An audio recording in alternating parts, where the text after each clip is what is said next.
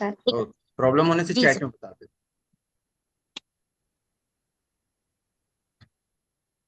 तो ये बीजू पटनायक के बारे में है, उससे रिलेटेड फैक्ट है, पहले तो आप इसको नोट कर लो। ओके।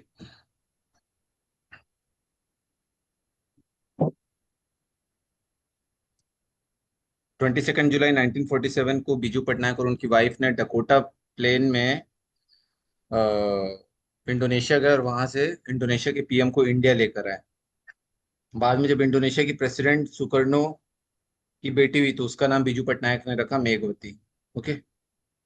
इससे बीजू पटनायक को और उनकी वाइफ को भूमिपुत्र का एक अवार्ड मिला है, या ऑनररी सिटीजनशिप मिली 1950 में।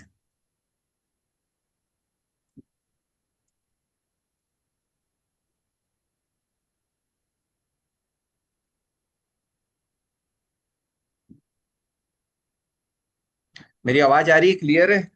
साउंड क्लियर है? और साउंड नहीं भी क्लियर होगा तो कोई प्रॉब्लम नहीं, स्क्रीन पर पूरा फैक्ट है। ठीक है।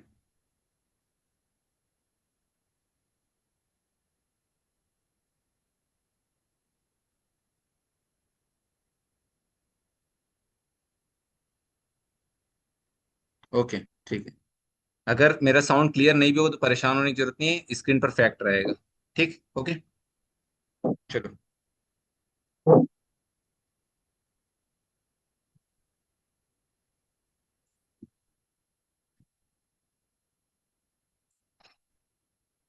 ये फैक्ट को नोट कर लीजिए, बहुत इंपॉर्टेंट है।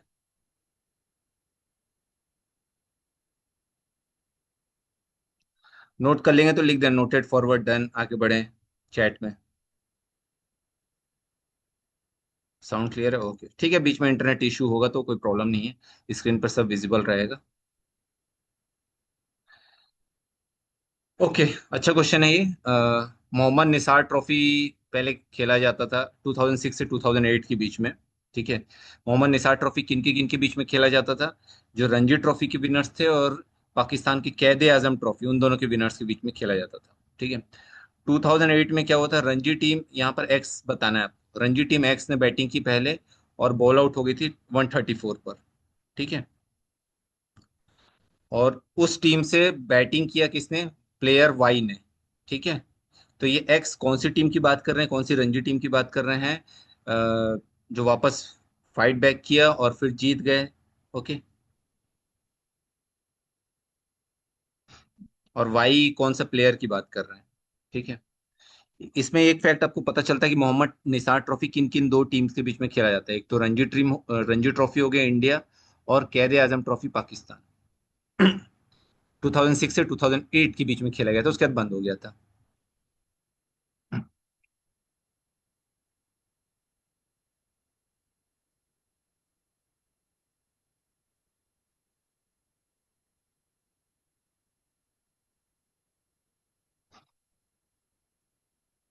कौन से रणजी टीम था एक्स, और कौन सा प्लेयर था वाई?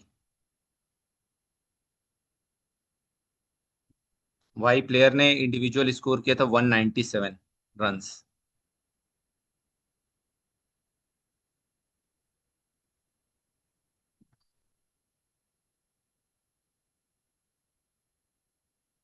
दिख रहा है विजिबल?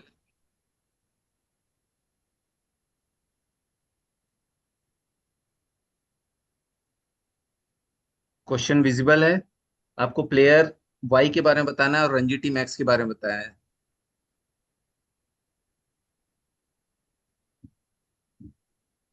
जो प्लेयर वाई था उस समय 18 साल का था, 18 ईयर्स का था।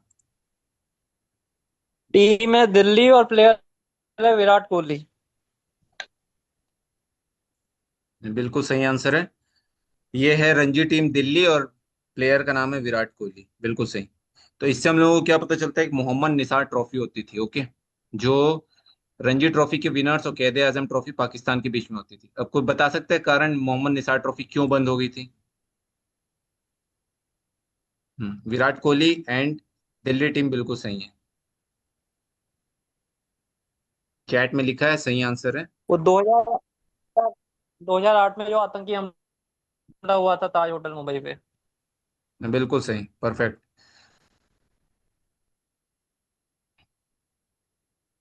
तो दिल्ली और विराट कोहली आंसर है। और 2008 में जो हमला हुआ था इसी कारण बंद हो गया था। और मोहम्मद निसार ट्रॉफी का फैक्ट आप लोग को पहले से पता था या अभी पहली बार सुन रहे हैं? मोहम्मद निसार ट्रॉफी ऐसे होती थी। यस सर, ये हमें लग रहा है टेलीग्राम में भी कराया हुआ है, क्रिकेट ग्रुप में, क्रिकेट जी जी फैक्ट्स में। जी। तो मोहम्मद निसार ट्रॉफी का याद रखिएगा, रणजी ट्रॉफी और कैद आजम ट्रॉफी पाकिस्तान। ठीक है, ओके। चलो आगे बढ़ूं।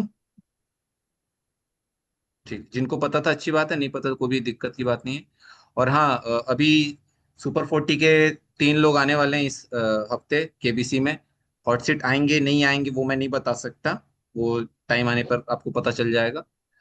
और लास्ट वीक भी हमारे ग्रुप से कल्याणी मैडम आई थी हॉट सीट पर। इस हफ्ते भी ये सुपर 40 के तो 3 लोग हैं। ये भी टेलीकास्ट होगा तो देखना जरूर। ठीक है। और केबीसी का पहला करोड़पति भी आ गया है, क्योंकि केबीसी की टीआरपी लो है, सो जल्दी से करोड़पति किसी को बना दिए हैं, वो भी आप देख लेना। ठीक है, ओके। चलो आगे बढ़ो। Noted, forward, done. इसमें एक चीज और बता दी थी, क्योंकि केबीसी का फॉर्मेट बदल रहा है। जैसे ये पूरा क्वेश्चन है 197 बनाए थे, तो सेम इनिंग में आकाश को भी शतक मारा था। और इंडिया के कैप्टन थे, वो के कैप्टन थे वीरेंद्र सहवाग इस मैच में। तो ओके, आकाश बढ़िया। चोपड़ा विराट कोहली दोनों एक साथ खेले हैं, दोनों ने शतक मारा था। बहुत बढ़िया, ठीक। ओके, बढ़िया बढ़िया।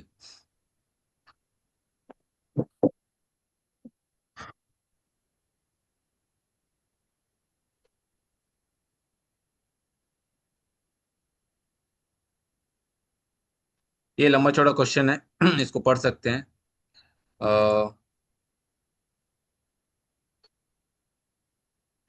रुथ वेकफील्ड नाम के एक अमेरिकन शेफ थे, उन्होंने चॉकलेट चिप कुकी का इन्वेंटर माने जाते हैं। ठीक है। रुथ वेकफील्ड एक लेडी का नाम है। ठीक है। क्वेश्चन ये भी पूछा जा सकता है कि चॉकलेट चिप कुकी के इन्वेंटर कौन है, तो रुथ वेकफील्ड। ठीक है। तो वो चॉकलेट चिप कुकी बेचती थी, उसका क्या नाम था, टोल हाउस कुकीज। ठीक है। नेस्ले उसको खरीदना चाहता था। ठीक है, नेस्ले उसके राइट्स खरीदना चाहता था। नेस्ले फिर उसको बेचना चाहता था, खरीद के बेचना चाहता था। तो वेकफील्ड और नेस्ले के बीच में एक एग्रीमेंट हुआ। एग्रीमेंट में वेकफील्ड ने क्या चीज के लिए एग्री किया कि चॉकलेट चिप कुकी की रेसिपी दे देंगे, लेकिन क्या चीज के बदले? आप पूरा क्वेश्चन स्क्रीन पर आप पढ़ सकते हो, जो मैंने हिंदी में भी बता दिया है कि नेस्ले ने क्या चीज के लिए एग्रीमेंट किया है। What did Nestle agree to give Wakefield in exchange of the chocolate chip cook recipe?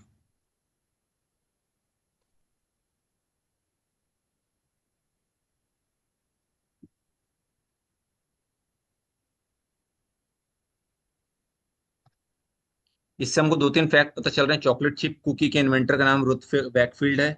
ठीक है। और कौन एग्रीमेंट साइन किया? नेस्ले। नेस्ले ने वेकफील्ड के साथ क्या एग्रीमेंट साइन किया, क्या एक्सचेंज के लिए, ये पूछा है उसमें।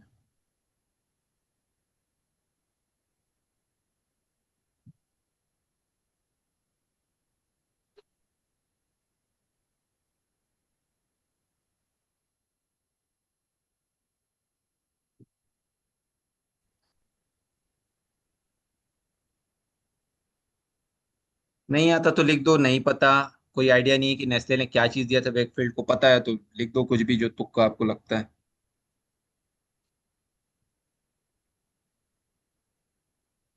जिंदगी भर मुफ्त की सप्लाई चॉकलेट की।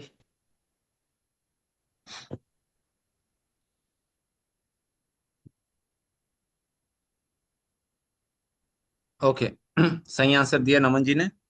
नमन जी बिजनेस क्विज के फैक्ट खेलते रहते हैं, क्विज खेलते रहते हैं। तो वैकफील्ड ने नेस्ले के साथ एग्रीमेंट किया, और वो एग्रीमेंट सिर्फ $1 पेमेंट का था। $1 पेमेंट दिया उनको वैकफील्ड को नेस्ले ने। और एग्रीमेंट ये था कि जिंदगी भर चॉकलेट की मुफ्त सप्लाई, नेस्ले की जो चॉकलेट्स रहेंगे उसकी पूरी लाइफ टाइम सप्लाई मिलती रहेगी।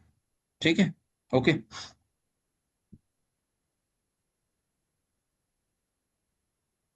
Life time supply Nestle chocolate का। ठीक है। तो इस टाइप के क्वेश्चंस आपको 50 लाख 1 करोड़ के ऊपर फैक्ट में मिलेंगे आपको। ठीक है, ओके।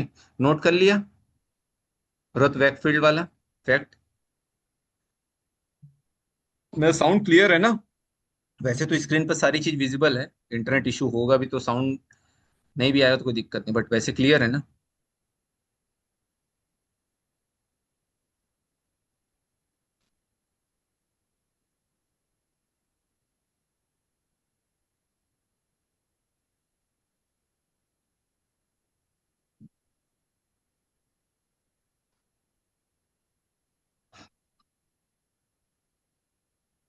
सो इसका आंसर है, नेस्ले ने वेकफील्ड के साथ जो एग्रीमेंट किया, वेकफील्ड ने कहा कि लाइफ टाइम मुझे नेस्ले की चॉकलेट्स मिलने चाहिए। ये एग्रीमेंट में था, और $1 बस लिया पैसा। ठीक है। ओके।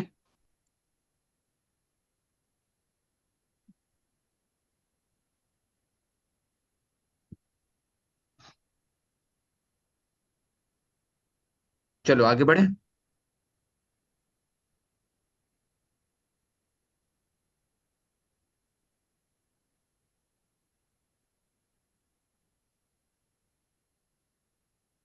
चलिए आगे बढ़ते हैं। आगे बढ़ूं? डन?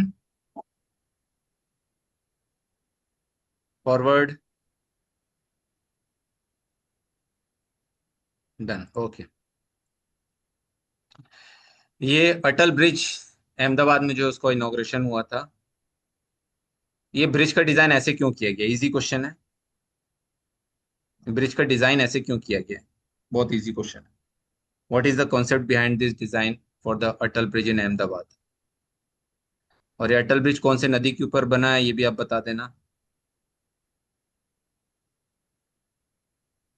जब इसका इनॉग्रेशन होने सर ये वाला था क्या अहमदाबाद पतंग के लिए फेमस है इसलिए पतंग पतंग जैसा लग रहा है।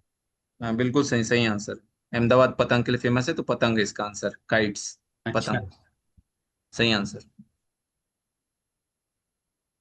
क्वेश्चन में ही आंसर ढूंढने की कोशिश करो तो मिल जाएगा।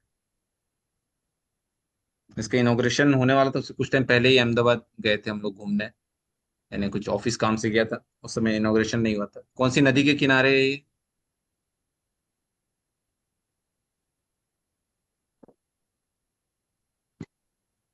साबरमती लग रहा है। हम्म, साबरमती। ओके बढ़िया। चलो आगे बढ़ूं, आसान है, तो इसका आंसर है काइट्स, पतंग। ठीक है, इसीलिए इसका ऐसा डिजाइन है।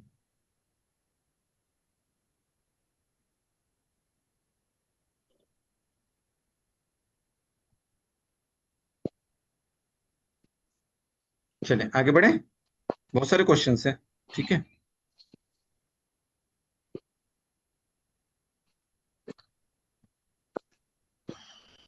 राखी के बारे में फैक्ट है, इसको नोट कर लेना, रक्षाबंधन का।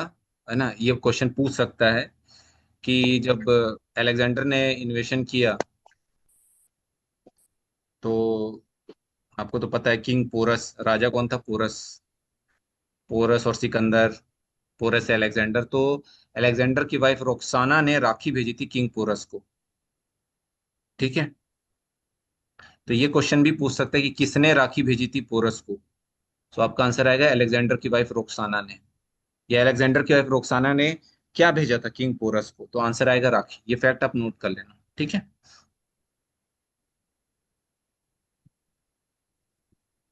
फैक्ट भी है, क्वेश्चन भी है, फैक्ट भी है, क्वेश्चन भी, सब मिक्स चल रहा है।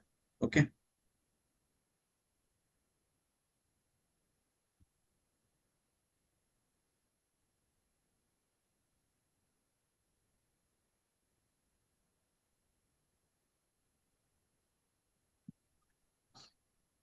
नोट कर लिया?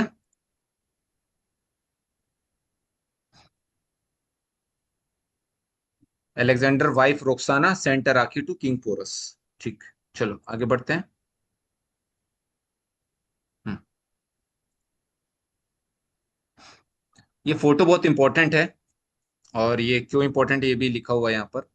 ये बीटल्स जो ग्रुप है, जो एल्बम, म्यूजिक एल्बम वगैरह बनाते थे, बीटल्स थे ना, चार लोग।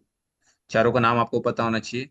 वो लोगों ने क्या पहना, ये क्वेश्चन ऐसे फोटो इमेज दिखा के पूछ सकते हैं, क्या पहना, तो आपका आंसर आएगा नेहरू जैकेट। इसमें आंसर मैं बता दिया हूँ, बट ये आप फैक्ट के फॉर्म में है। क्या पहना है? नेहरू जैकेट। इसकी वजह से और फेमस हो गया था नेहरू जैकेट।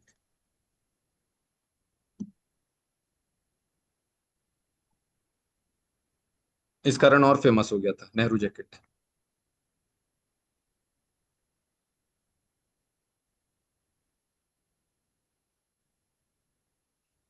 क्वेश्चन ऐसे भी पूछ सकता है कि नेहरू जैकेट को फेमस करने के पीछे किस म्यूजिक ग्रुप का हाथ था। या फिर ये फोटो दिखा के पूछेगा कि ये क्या पहना है इन्होंने, तो आंसर आएगा आपका नेहरू जैकेट। ठीक है, फोटो देखी थी पहले आपने नेहरू जैकेट वाली?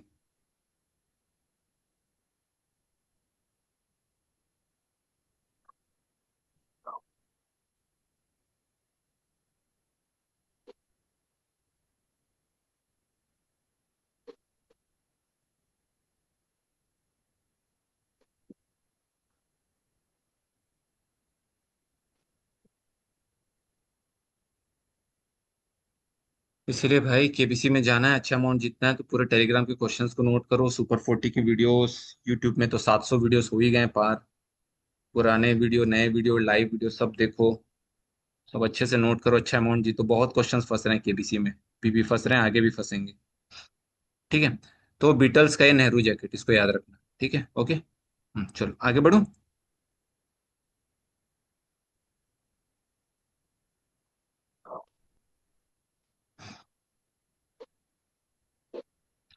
एक और क्वेश्चन है, जो टेडी बियर का कॉन्सेप्ट कहाँ से आया? जो वैलेंटाइन डे का टेडी बियर है ना, वो कॉन्सेप्ट कहाँ से आया? ये उसमें पूरा लिखा हुआ है। पहले तो एक जो हमारे जो थियोडर रूजवेल्ट थे, यूनाइटेड स्टेट्स के प्रेसिडेंट, वो शिकार करने गए तो उनको एक बियर मिला, तो उस बियर को उन्होंने छोड़ दिया, उस भालू को। तो उसके बारे में कार्टून किसने बनाया था? कार्टून बनाने वाले का नाम था क्लिफर्ड बेरीमैन। ठीक है, ओके। क्लिफर्ड बेरीमैन ने वॉशिंगटन पोस्ट में 16 नवंबर 1902 को एक कार्टून बनाया था। ठीक है, उसके बाद मॉरिस मिचटन नाम के एक शॉप ओनर ने, ओके, उस कार्टून को देखकर एक आइडिया सोचा और उसने प्रेसिडेंट से परमिशन ली एक भालू कि भालू का नाम टेडी बियर बनाए रखेंगे। तो टेडी बियर का कॉन्सेप्ट वहां से आया। टेडी बियर थियोडर रूजवेल्ट के नाम पर पड़ा है। ठीक है। किसने कार्टून बनाया था? क्लिफर्ड बेरीमैन ने। ओके। और मॉरिस मिस्टन नाम के व्यक्ति, जो टॉय शिप ओनर थे, टॉय शॉप ओनर, ओके, खिलौने की दुकान थी, उसने बनाया टेडी बियर। ठीक है, after the permission with from president. Okay. Teddy bear का कॉन्सेप्ट यहाँ से आया है। फिर बाद में उसका कमर्शलाइजेशन हो गया, मार्केटिंग की गई, तो teddy bear, teddy bear, teddy bear यानी टेड रूसवेल्ट, थियोडर रूसवेल्ट के नाम पे। ठीक है, याद रहेगा। ओके।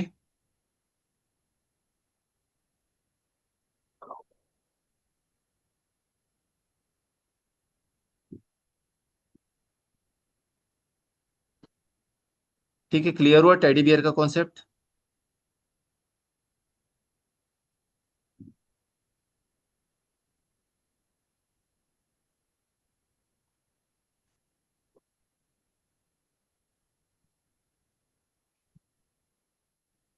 ओके, नोट कर लिया ना नाम? किसने कार्टून बनाया और किसने टॉय बनाया, किसने खिलौना बनाया? Morris Michtom, Morris Michtom. और क्लिफर्ड बेरीमैन ने बनाया कार्टून, पॉलिटिकल कार्टून।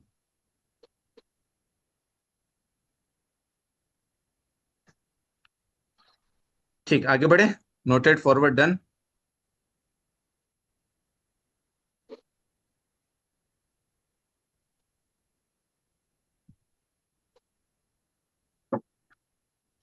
चलो आगे बढ़ो।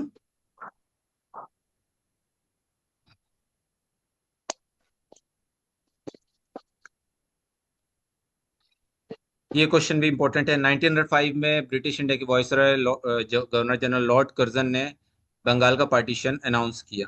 ठीक है। उसके बीच में रविन्द्रनाथ टैगोर ने हिंदू मुस्लिम एकता को बढ़ाने के लिए या बॉन्डिंग के लिए क्या किया, ये पूछा है क्वेश्चन में। इजी क्वेश्चन है ये, बन जाना चाहिए।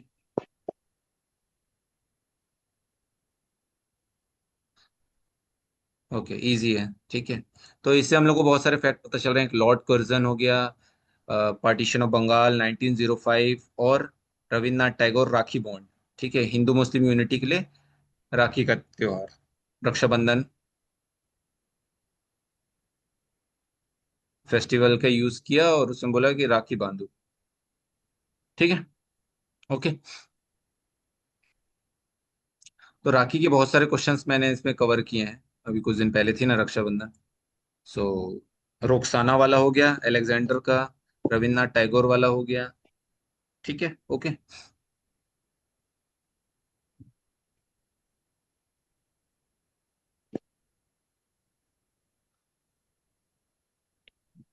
अब मैं एक क्वेश्चन पूछ रहा हूं, आप लोग बताइएगा आंसर। कौन सी अ, महिला ने अपने पति को राखी बांधी थी? किस महिला या किस देवता या की वाइफ ने राखी which बांधी थी? side Rakhi to his husband.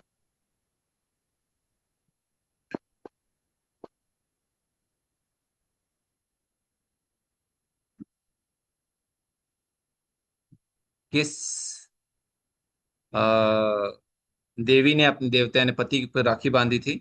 ठीक है, इजी क्वेश्चन है, माइथोलॉजी से रिलेटेड है।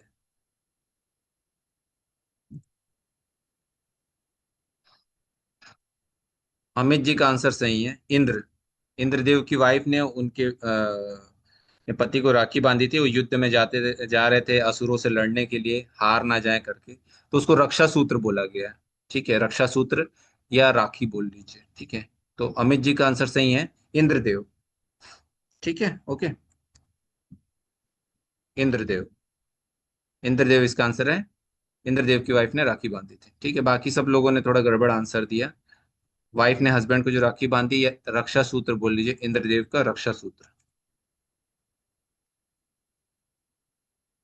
ठीक, ओके, याद रहेगा। नोटेड, फॉरवर्ड, डन, आगे बढ़ूं।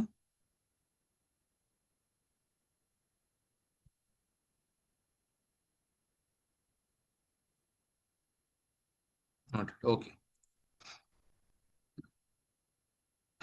बॉयकॉट शब्द कहाँ से आया? बॉयकॉट का ओरिजिन का है, वो आप पढ़ लो, इंपॉर्टेंट है स्क्रीन पर।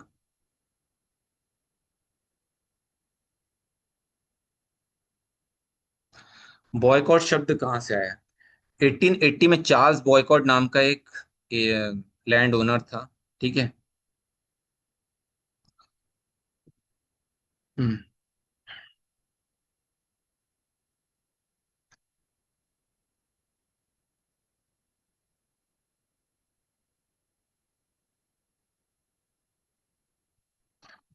तो क्या वो उस समय आयरलैंड में ना बहुत प्रॉब्लम हुआ और उतनी फसल नहीं हुई, एग्रीकल्चर सही नहीं था।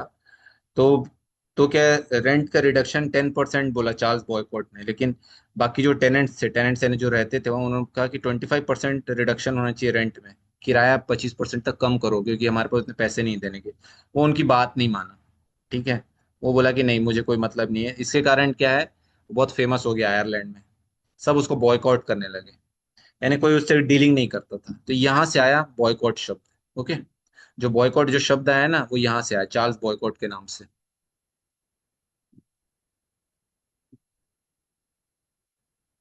तो बॉयकॉट कहाँ से आया? यहाँ से आया। जो बॉयकॉट जो था, एक लैंड ओनर था या लैंड एजेंट था।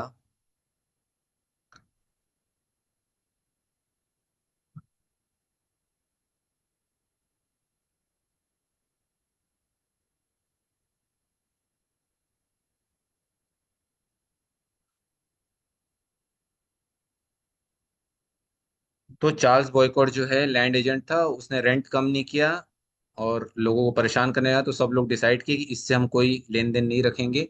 तो सब उससे कोई डीलिंग नहीं रखते थे, कोई उसकी मदद नहीं करता था। वो किराने दुकान पर जाता था सब्जी लेने या कुछ भी लेने, कुछ करने, तो वो भी कोई हेल्प नहीं करता था। तो यहाँ से आया बॉयकॉट शब्द। ठीक है, ओके। तो याद रखना, बॉयकॉट कहाँ से आया है। केबीसी में पूछ सकता है कि बॉयकॉट टर्म कहाँ से आया है, किससे आया, तो रिलेटेड टू अ पर्सन है, चार्ल्स बॉयकॉट। ठीक है, ओके।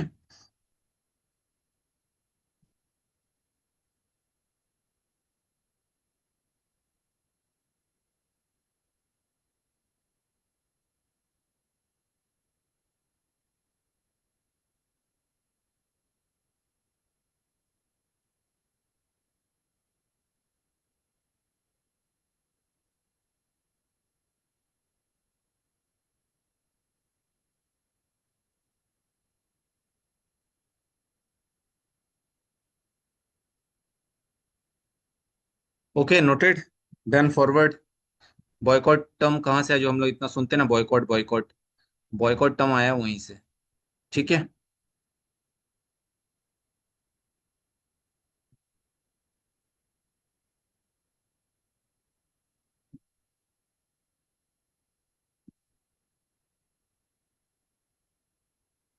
चलिए आगे बढ़ते हैं।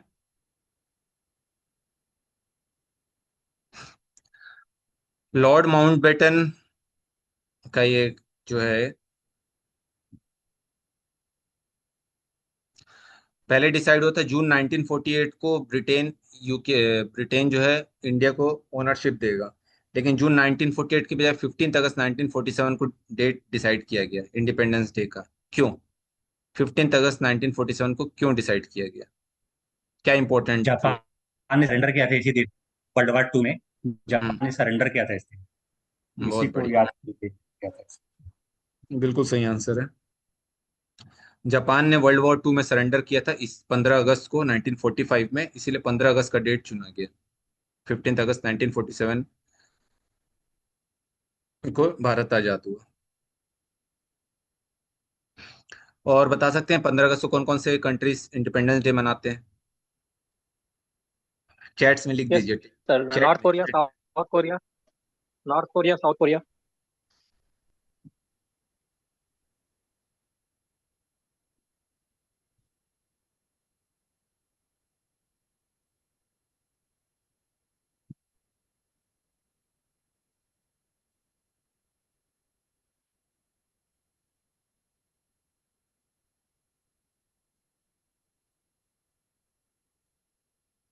ओके, चैट में चेक करते हैं। North Korea, south Korea, okay.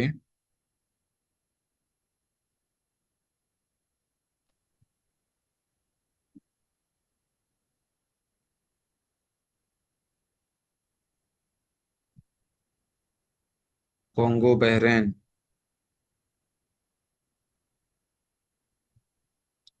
Republic of Congo हो गया, इंडिया हो गया, नॉर्थ कोरिया हो गया, साउथ कोरिया हो गया, लिचेटेंस्टीन हो गया।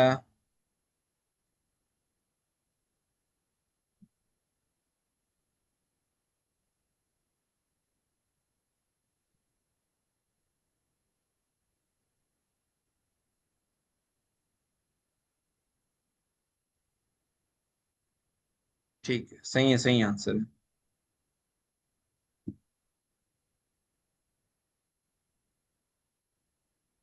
और 16 अगस्त को कौन कौन मनाता है? चलो, 14 अगस्त को तो पाकिस्तान मनाता है।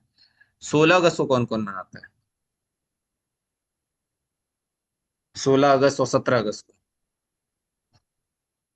चलो, एक स्टेप आगे बढ़ते हैं, थोड़ा सा और कठिन करते हैं। 16 और 17 अगस्त को।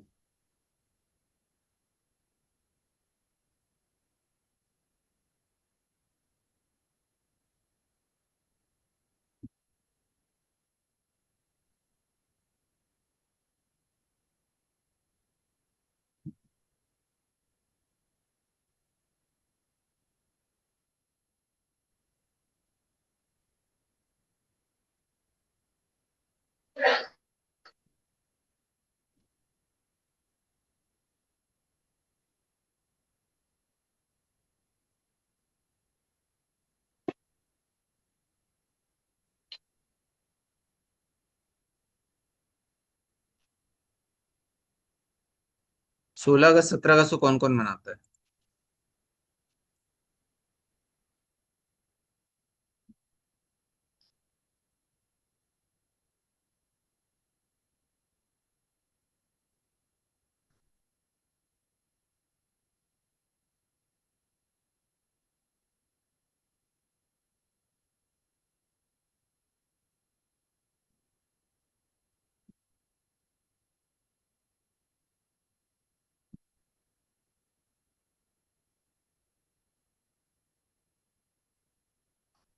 17 अगस्त को इंडोनेशिया सही है। 17 अगस्त को इंडोनेशिया सही है। और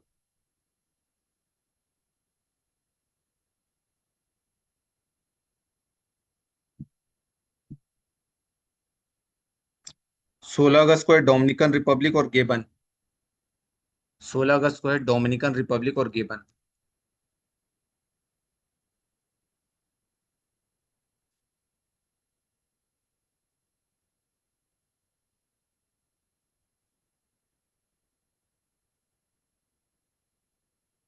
ये 16 अगस्त का डोमिनिकन रिपब्लिक और गेबन। ठीक है।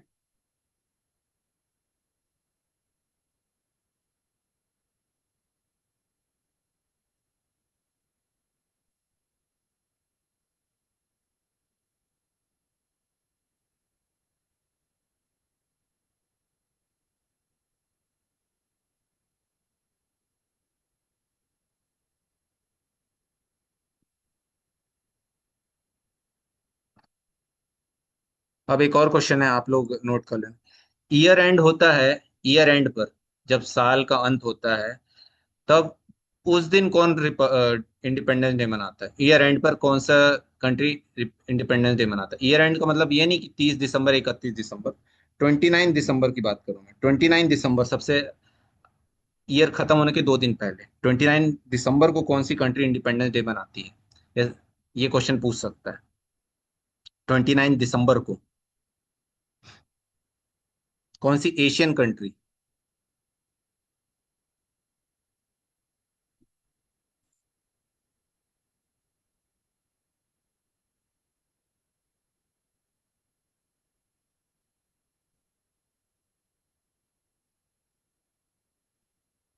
29 दिसंबर को कौन सी एशियन कंट्री इंडिपेंडेंस डे मनाती है?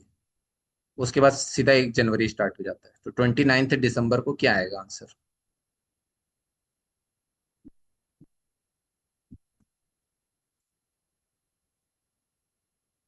गीता जी ने सही आंसर दिया, मंगोलिया।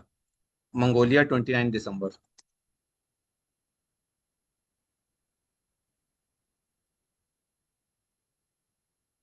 मंगोलिया। ठीक है, तो याद रखना, 29 दिसंबर मंगोलिया।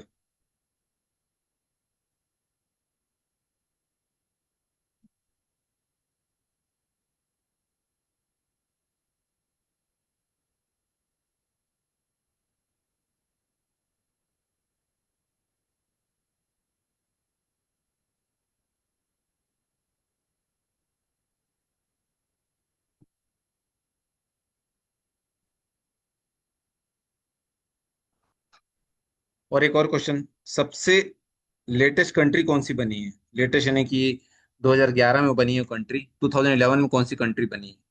उसके बाद कोई कंट्री, नई कंट्री नहीं बनी है अभी तक। बहुत बढ़िया, साउथ सुडान। साउथ सुडान, बिल्कुल सही। चलो अब आगे बढ़ते हैं। सुपर फास्ट आंसर, ठीक है, ओके।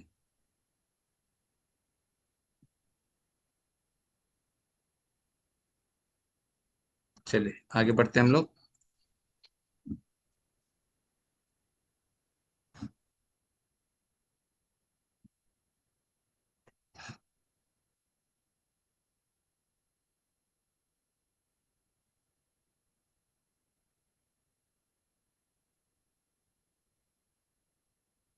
ये क्वेश्चन थोड़ा सा अजीब सा है, ये मतलब ये बिजनेस लेवल वाला है, बिजनेस फैक्ट वाला है। मैं इसका आंसर बता देता हूँ, इसमें वो कंफ्यूज नहीं करूंगा मैं आपको। ये किसी एडवर्टीजमेंट के बारे में है। एडवर्टीजमेंट में कुछ लोग ऐसा पहनते थे कपड़ा, वुमेन जो थी वाइट फैब्रिक पहनते थे, और उनकी जो बॉडी, जो सिर रहता था, एग हेड्स, एग के डिजाइन का था, अंडे के आकार का। कौन सा एडवर्टीजमेंट की बात कर रहे हैं? विच एडवर्टीजमेंट? किसका डिस्क्रिप्शन है? कौन सा एडवर्टीजमेंट का डिस्क्रिप्शन है?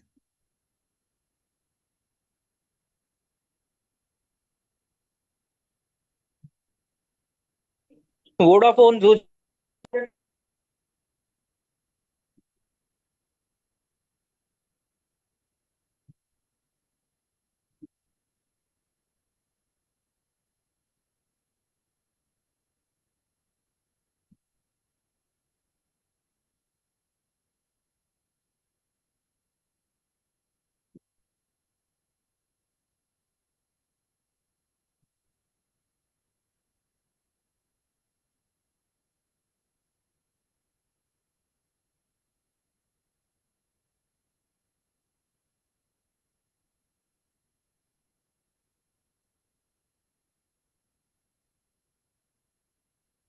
इसका आंसर आएगा वोडाफोन।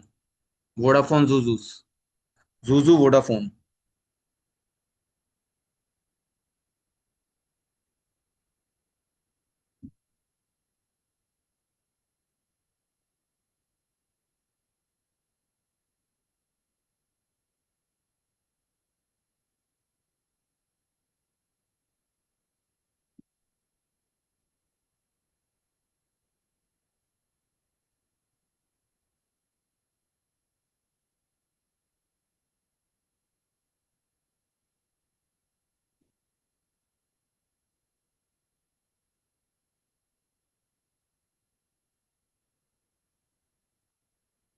ZooZoo Vodafone. जो वोडाफोन के रहते थे ना, वोडाफोन का ऐड आता था पहले, व्हाइट कलर के कुछ कार्टून से अजीब से जो आते थे, वोडाफोन जूजूस। ठीक है, उसके बारे में बता रहे हैं।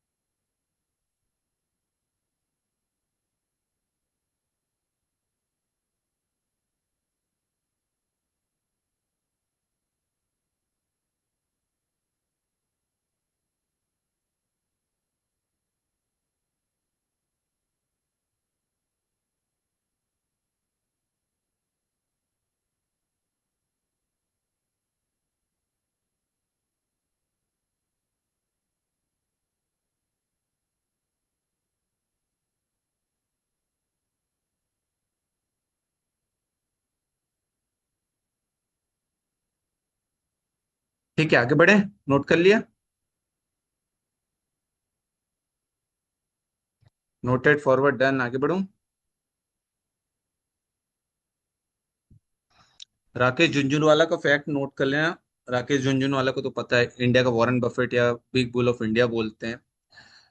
राकेश झुंझुनवाला ने हंगामा डिजिटल मीडिया एंटरटेनमेंट चालू किया था 1999 में। राकेश झुंझुनवाला।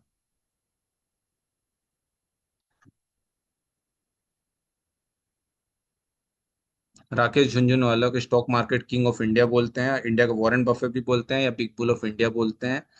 और राकेश झुंझुनवाला ने हंगामा डिजिटल मीडिया चालू किया था। ये पूछ सकता है कि हंगामा डिजिटल मीडिया किसने स्टार्ट किया था, तो राकेश झुंझुनवाला।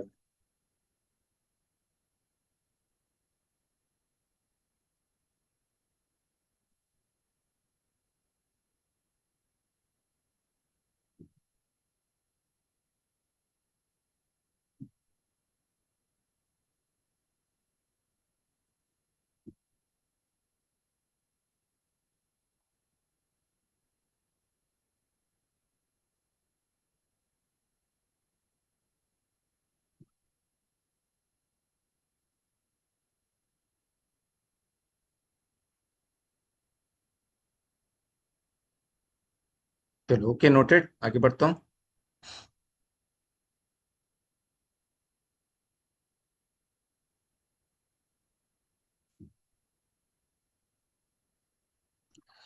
ये फैक्ट, ये कहानी तो आपने पहले भी सुनी, लेकिन ये इसमें एक और फैक्ट आ रहा है कि नारद, ये जो कहानी है, भगवान गणेश ने शिव भगवान और पार्वती माता की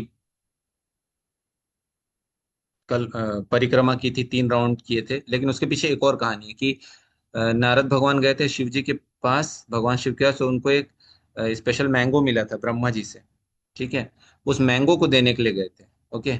कि कौन इस मैंगो को जीतेगा, तो क्वेश्चन ऐसे बन सकता है कि गणेश और कार्तिकेय के बीच में जो ये कंपटीशन हुआ था कि कौन सबसे पहले 3 बार पूरे विश्व का भ्रमण कर सकता है, 3 बार सर्कल कर सकता है, वो किस फल के लिए हुआ था, किस फ्रूट के लिए हुआ था, तो आंसर आएगा मैंगो। इसको ये नोट कर लेना, मैंगो आएगा। मैंगो को किसने दिया था? लॉर्ड ब्रह्मा ने, ब्रह्मा जी ने दिया था नारद को।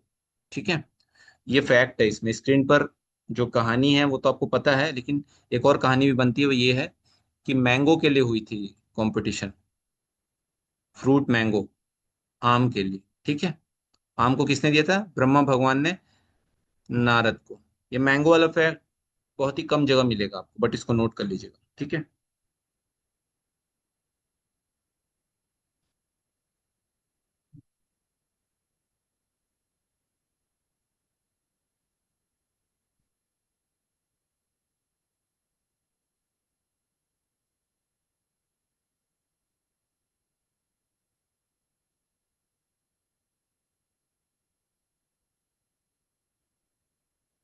ओके, नोटेड, फॉरवर्ड, डन, आगे बढ़ूं।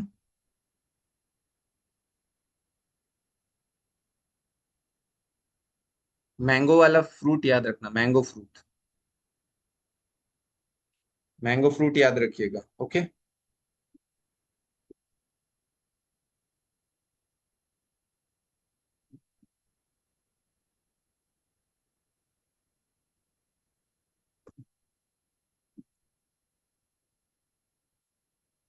ठीक है, तो मैंगो फ्रूट के लिए हुआ था कंपटीशन। मैंगो को दिया था ब्रह्मा भगवान ने नारद जी को, नारद जी जाके दिए थे शिव भगवान। ठीक, ओके।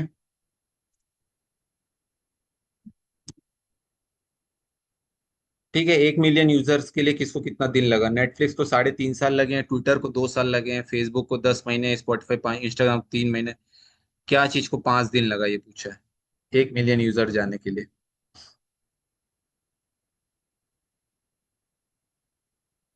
कौन सा ऐसा ऐप है या सोशल मीडिया प्लेटफॉर्म है जो भी है, उसको 5 दिन में वो 1 मिलियन यूजर्स डाउनलोड कर लिए थे? इससे हमको ये भी पता चल रहा है यहाँ पर कि अ, किसको कितना दिन लगा है 1 मिलियन यूजर पहुंचने में। नेटफ्लिक्स को 3.5 साल लग गए, ट्विटर को 2 साल, फेसबुक 10 महीने, स्पॉटिफाई 5 महीने, इंस्टाग्राम 3 महीने। क्या चीजें 5 दिन में हो गया था? WhatsApp thread, WhatsApp. Okay.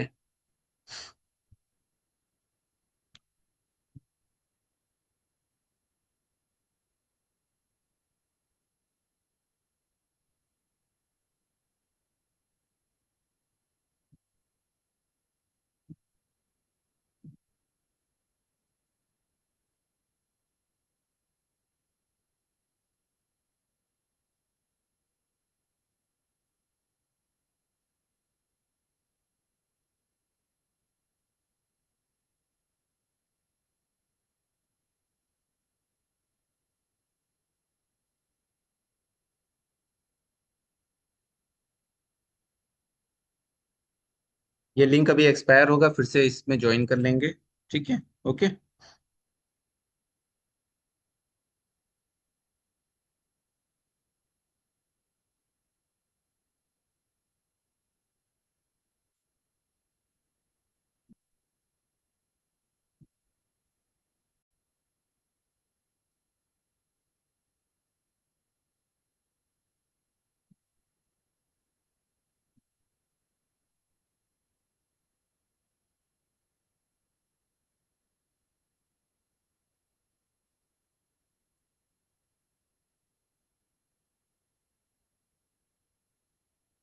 Screen visible है?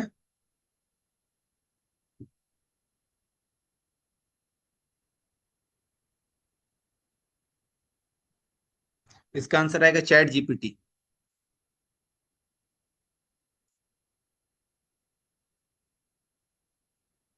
इसका आंसर आएगा चैट जीपीटी। आप लोगों ने सबने गड़बड़ आंसर दे दिया। ओके। चैट जीपीटी आएगा आंसर इसका। चैट जीपीटी 5 दिन में 1 मिलियन यूजर्स पहुंच गए थे, और 1 महीने में लगभग 2 महीने में 100 मिलियन यूजर्स पहुंच गए थे। ठीक है। चैट जीपीटी आएगा इसका आंसर। आप लोग थ्रेड्स बोल दिए, ट्रिकी क्वेश्चन हो गया लगता है। गूगली हो गया, चैट जीपीटी। ओके। ठीक है, याद रखना। तो 1 मिलियन यूजर पहुंचने में कितना टाइम लगा था चैट जीपीटी को? सिर्फ 5 दिन।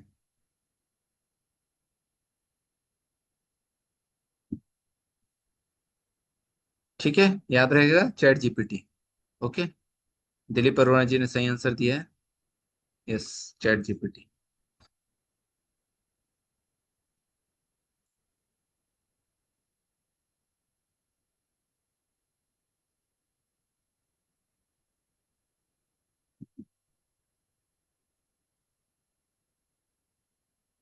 चलो आगे बढ़ूं।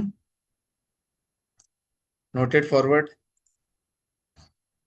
ये फैक्ट है, इसको नोट कर लो, माइथोलॉजी का है। पंचकन्या किसको बोलते हैं? पंचकन्या अहिल्या, द्रौपदी, कुंती, तारा और मंदोदरी को बोलते हैं। ठीक है। लेकिन कुछ कुछ जगह में कुंती की जगह सीता भी आता है, इसको याद रखना। ठीक है। ठीक है।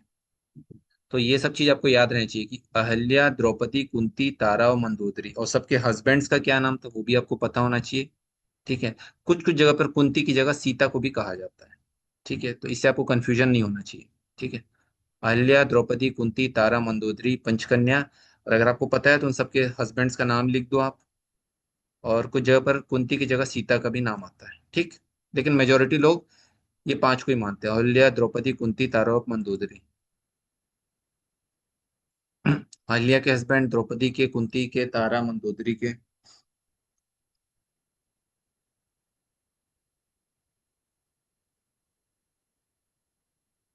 कहा जाता है माइथोलॉजी में कि इन पांचों का नाम लेने से जो है सारे पाप धुल जाते हैं। हिंदू माइथोलॉजी में कुछ इसका एक श्लोक है, कुछ है। वो मानने के ऊपर है, आप मानोगे तो धुलेंगे, नहीं मानोगे तो नहीं धुलेंगे। बट जो भी है, अच्छे कर्म करो, सब अच्छा होता है बाकी।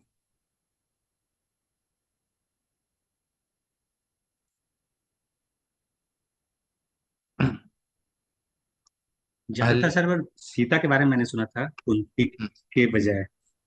जी जी जी। इसीलिए मैं दोनों चीज डाल दिया ना, ताकि कोई जी जी। कंफ्यूजन ना हो। कल को हॉट सीट में पहुंच गए फिर बोल रहे हो अरे यार यहाँ तो कुंती का नाम ही नहीं है, क्या करें? फंस गए। हाँ हाँ। होता है या ना। सीता या कुंती आ गए तो भी फंस गए। हाँ, तो इसलिए पहले से ही पता होना चाहिए, वो सारे कंफ्यूजन में क्लियर कर देना चाहता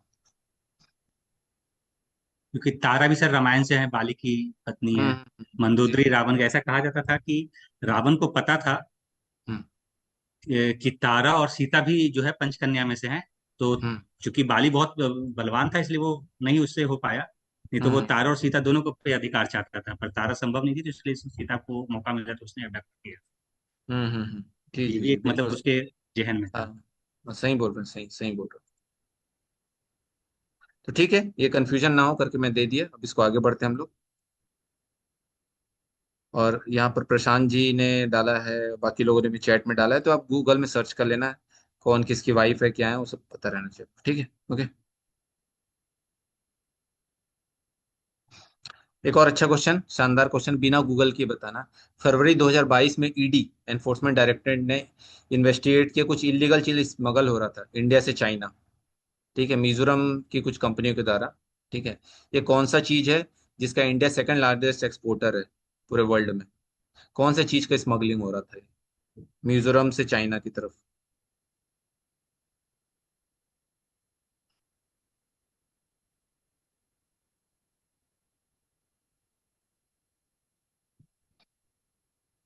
2022 फरवरी में ईडी, एनफोर्समेंट डायरेक्टरेट ने देखा कि कुछ चीज की स्मगलिंग हो रही, कौन सी चीज है जिसका इंडिया सेकंड लार्जेस्ट एक्सपोर्टर है? और अगर आपको चीज पता है तो उसका फर्स्ट लार्जेस्ट एक्सपोर्टर कौन है, वर्ल्ड का सबसे बड़ा लार्जेस्ट एक्सपोर्टर, वो भी आपको बताना है।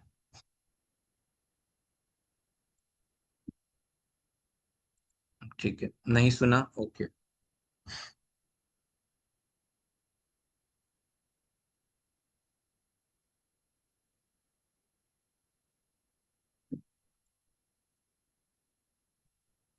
OPM, okay. PR, okay. ठीक है, इसका आंसर मैं बता देता हूँ।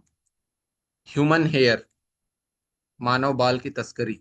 ह्यूमन हेयर, शरीर के बाल, जो सिर के बाल है ना, ह्यूमन हेयर, उसकी तस्करी हो रही थी।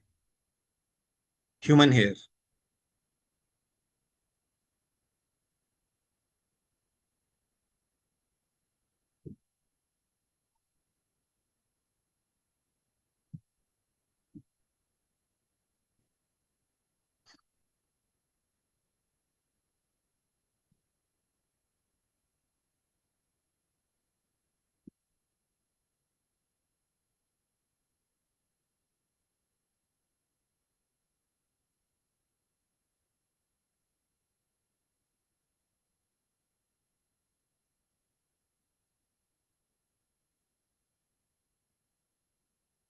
ओके, सो इसका आंसर आएगा ह्यूमन हेयर। ठीक है, इसका आंसर आएगा ह्यूमन हेयर। ठीक। और वैसे वर्ल्ड में सबसे बड़ा लार्जेस्ट एक्सपोर्टर इंडिया ही है ह्यूमन हेयर का, लेकिन कुछ कुछ वेबसाइट्स में अ, दूसरी कंट्रीज का भी, कुछ चाइना को भी ये बोलता है, लेकिन मैं जो बहुत सारी वेबसाइट्स में पढ़ा हूँ उसके हिसाब से इंडिया ही है सबसे बड़ा लार्जेस्ट एक्सपोर्टर ह्यूमन हेयर का। तो यहाँ पर जो क्वेश्चन आएगा, जो स्मगलिंग हो रही थी, वो है ह्यूमन हेयर की, ये याद रखना। ठीक है, ओके। चलो आगे बढ़े। Human hair. ठीक। चलिए आगे बढ़ते हैं। अच्छा लगा क्वेश्चन? क्वेश्चन कहाँ कहाँ से खोज खोज के कॉपी पेस्ट करना पड़ता है, क्या बताऊं।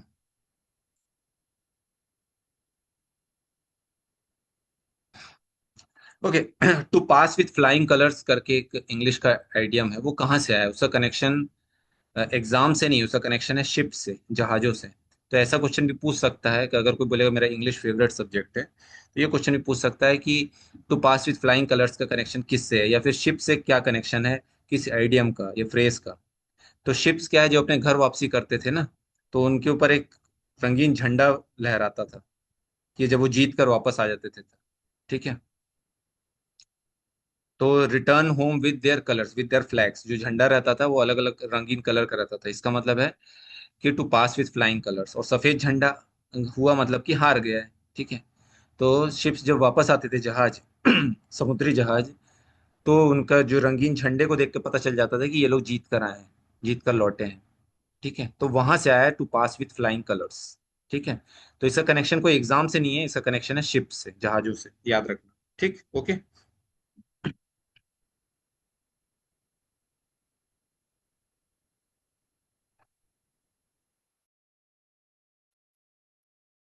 तो इसका कनेक्शन शिप से है, जहाजों से है, याद रखना, to pass with flying colours का कनेक्शन। ओके, ठीक है।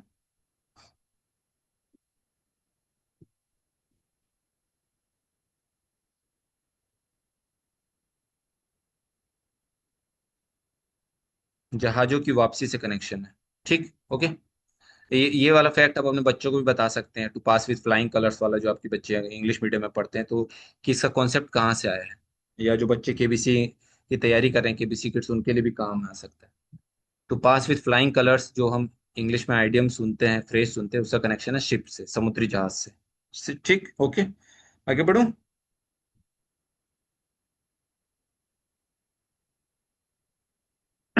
हाँ,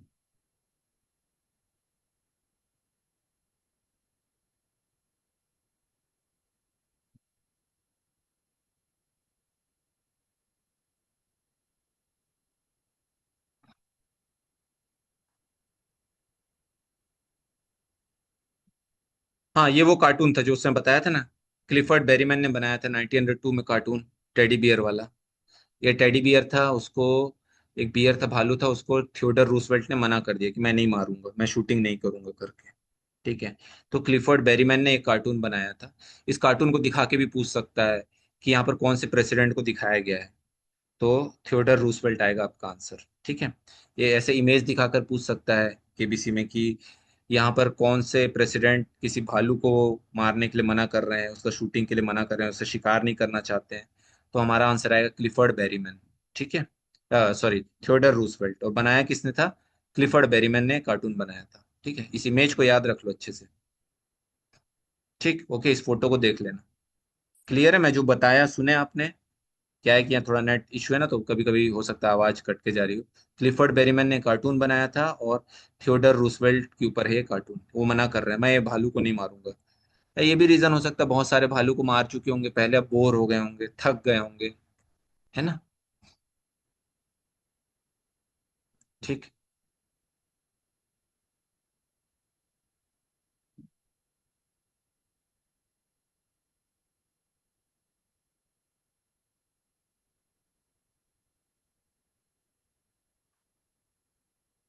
ठीक है, आप लोग को एक इंपॉर्टेंट फैक्ट बता रहा हूँ, सुनने के लिए रेडी हैं? इस फोटो से ही कनेक्टेड, रेडी, तैयार? मैं चैट में लिखूंगा उसके बारे में।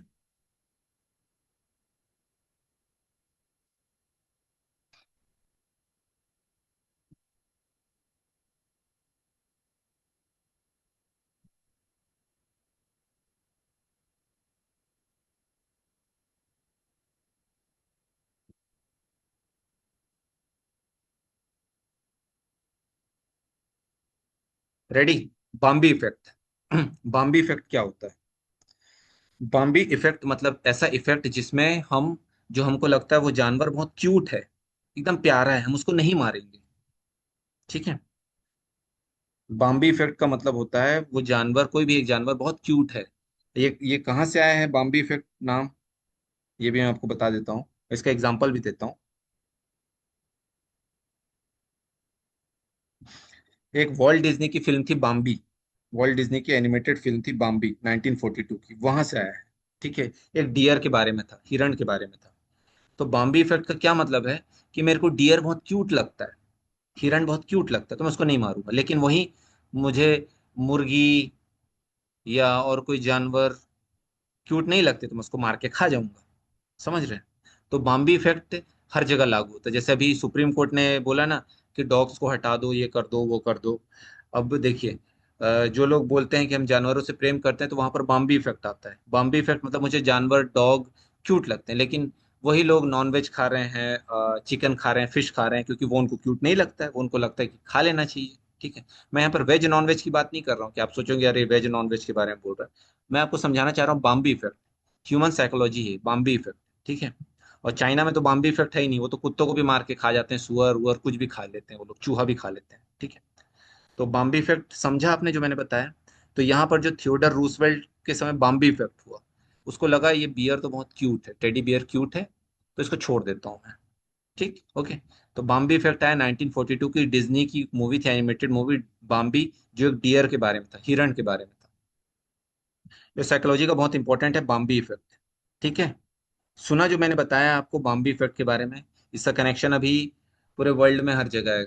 कई बार जो बोलते हैं पेटा वाले, जो वो करते हैं कि विरोध करते हैं, और पता चला खुद पेटा वाले कुछ जानवर का विरोध करते हैं कि ये जानवर को बचाया जाए, बाकी जानवर के बारे में बात नहीं करते। अब उनका मन होता है तो वो चिकन खा लेंगे, फिश खा लेंगे। वहां पर बॉम्बे इफेक्ट आता है कि उनको लगता है कि डॉग्स, कैट्स, बिल्ली, कुत्ते या कोई और जानवर क्यूट है, उसको बचाना चाहिए, बचा लिया। लेकिन जो लगता है जिनको खाना चाहिए वहां पर खा लेते हैं। ये होता है बॉम्बे इफेक्ट। ठीक है। समझ में आया बॉम्बे इफेक्ट जो मैंने बताया? सुनाई दिया? ओके है?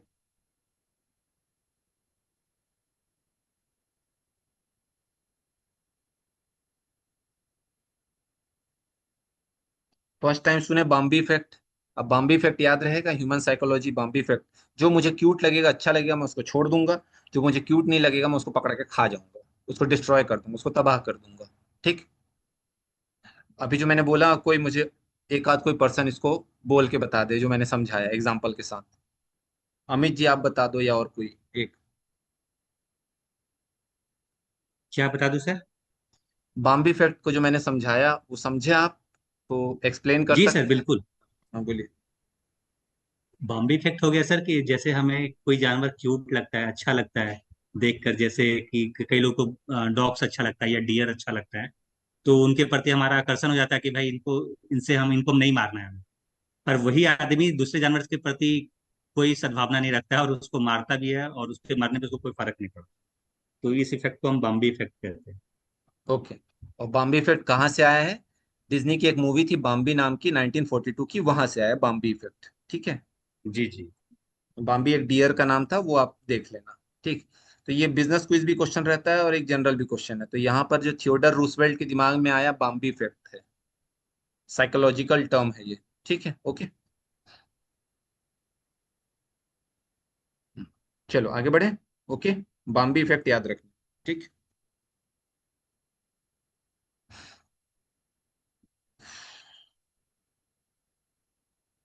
बॉम्बे इफेक्ट सर एलजीबीटी समुदाय में बेटा बड़ा फेमस है।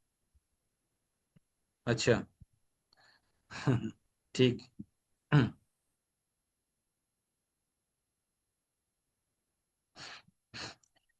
केएफसी का जो सीक्रेट इंग्रेडिएंट है उसको बोला जाता है 11 हर्ब्स एंड स्पाइसेस।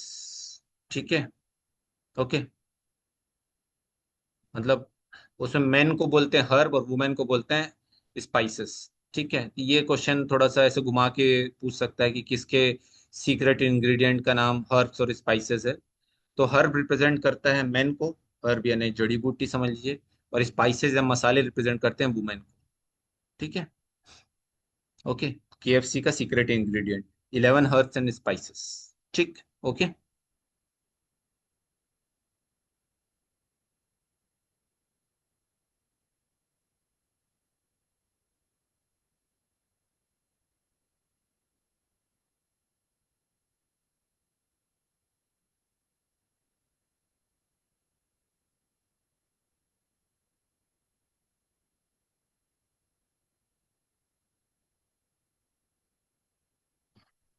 ठीक है आगे बढ़ो। नोटेड फॉरवर्ड केएफसी का सीक्रेट इंग्रेडिएंट हर्ब्स स्पाइसेस। आगे बढ़े।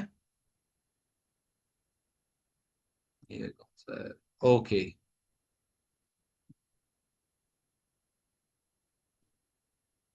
ये आपको बताना है। Saurav Ganguly M S Dhoni X X क्या आएगा और क्या कनेक्शन है? राणा डग्गुबाती, रणबीर कपूर, विराट कोहली, जॉन अब्राहम।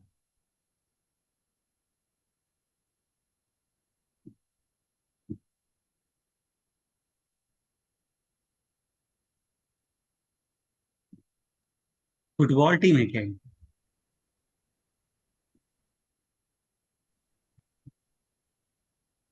ये जो क्लब वाले फुटबॉल चलते हैं, केरला ब्लास्टर्स।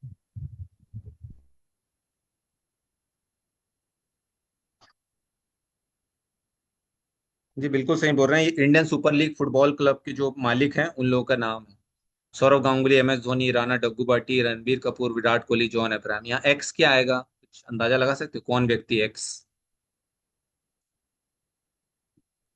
अभिषेक सचिन सर, बच्चन। सचिन। सचिन। अभिष अच्छा। Abhishek Bachchan. Indian super league की जो टीम है ना, आईएसएल, जी जी। उसके अलग अलग ओनर्स के नाम है। इंडियन सुपर लीग की जो फुटबॉल टीम्स हैं, अभी तो काफी बढ़ गई है, बट एक, एक केरला ब्लास्टर भी था सचिन का। हम्म। तो अभिषेक बच्चन यहाँ पर आएगा। ओके, बाद में तो टीम बढ़ गई थी, बट ये वही एक लिस्ट है। टीम बढ़ जाती है, घट जाती है।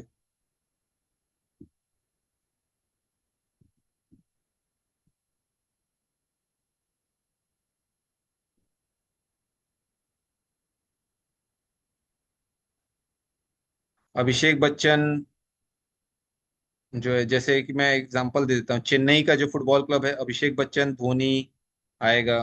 ठीक है। गोवा का विराट कोहली आएगा। हैदराबाद का राणा डग्गू भट्टी आएगा। ठीक है। केरला ब्लास्टर्स का चिरंजीवी नागार्जुन आएगा। मुंबई सिटी का रणबीर कपूर आएगा। नॉर्थ ईस्ट इंडिया या नॉर्थ ईस्ट यूनाइटेड का जॉन अब्राहम आएगा। East Bengal football club Emami group आएगा। ठीक है। ओके।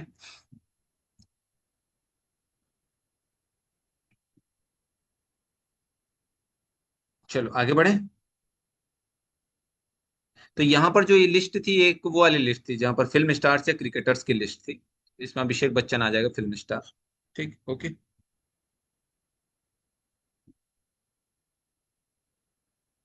और ये जो जितने लीग्स होते हैं उनकी टीम्स का नाम जरूर देख लेना, जैसे कि Indian badminton league, Indian super league football का हो गया, कबड्डी लीग का टीम, और कौन लेटेस्ट कौन जीता और सबसे पहला एडिशन किसने जीता, आईपीएल का सबसे लेटेस्ट कौन जीता और पहला एडिशन किसने जीता, ये सब जरूर आप देख लेना।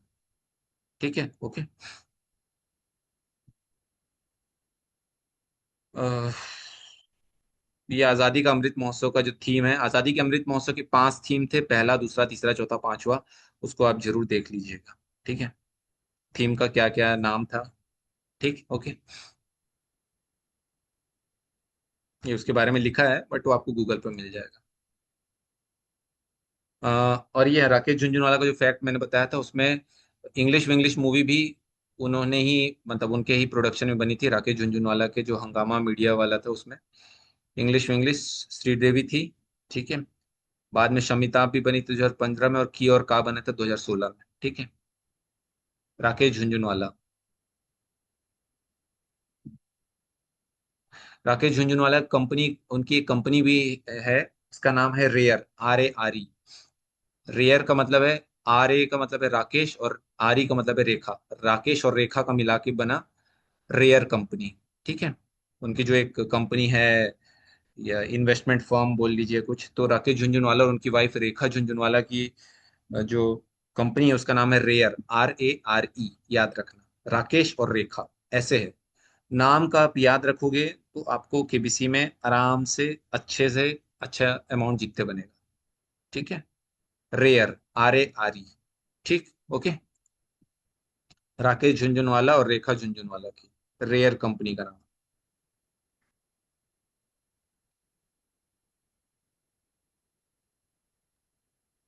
सर, हाँ जब आप ये फैक्ट बताते हैं ना कमेंट में, उसके साथ उसका जैसे राकेश झुनझुनवाला आंसर लिख देंगे ना, तो हाँ थोड़ा स्क्रीनशॉट लेकर बाद में आसानी हो हाँ जाएगी। हाँ, मे मैं बी एक लिख दिया, परसेंट चांस हो लिखा हूँ।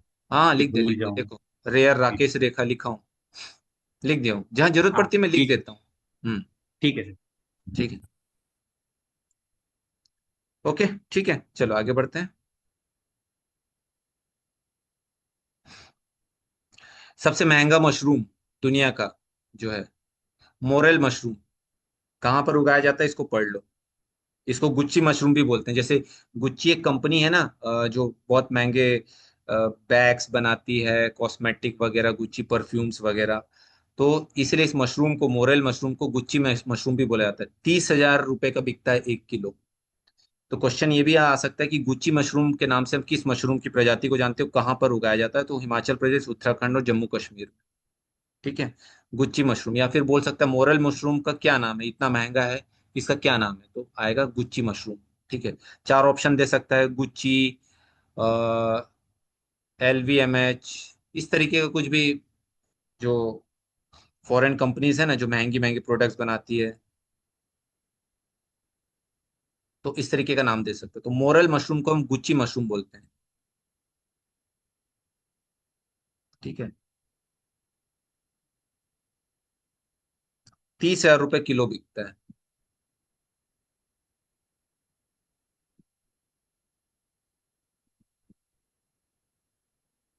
मोरल मशरूम, गुच्ची मशरूम लिखा हुआ है स्क्रीन पर।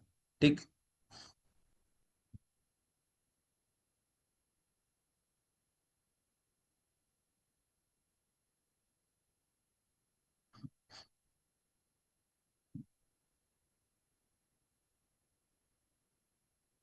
यहां तक कोई डाउट, कोई कंफ्यूजन?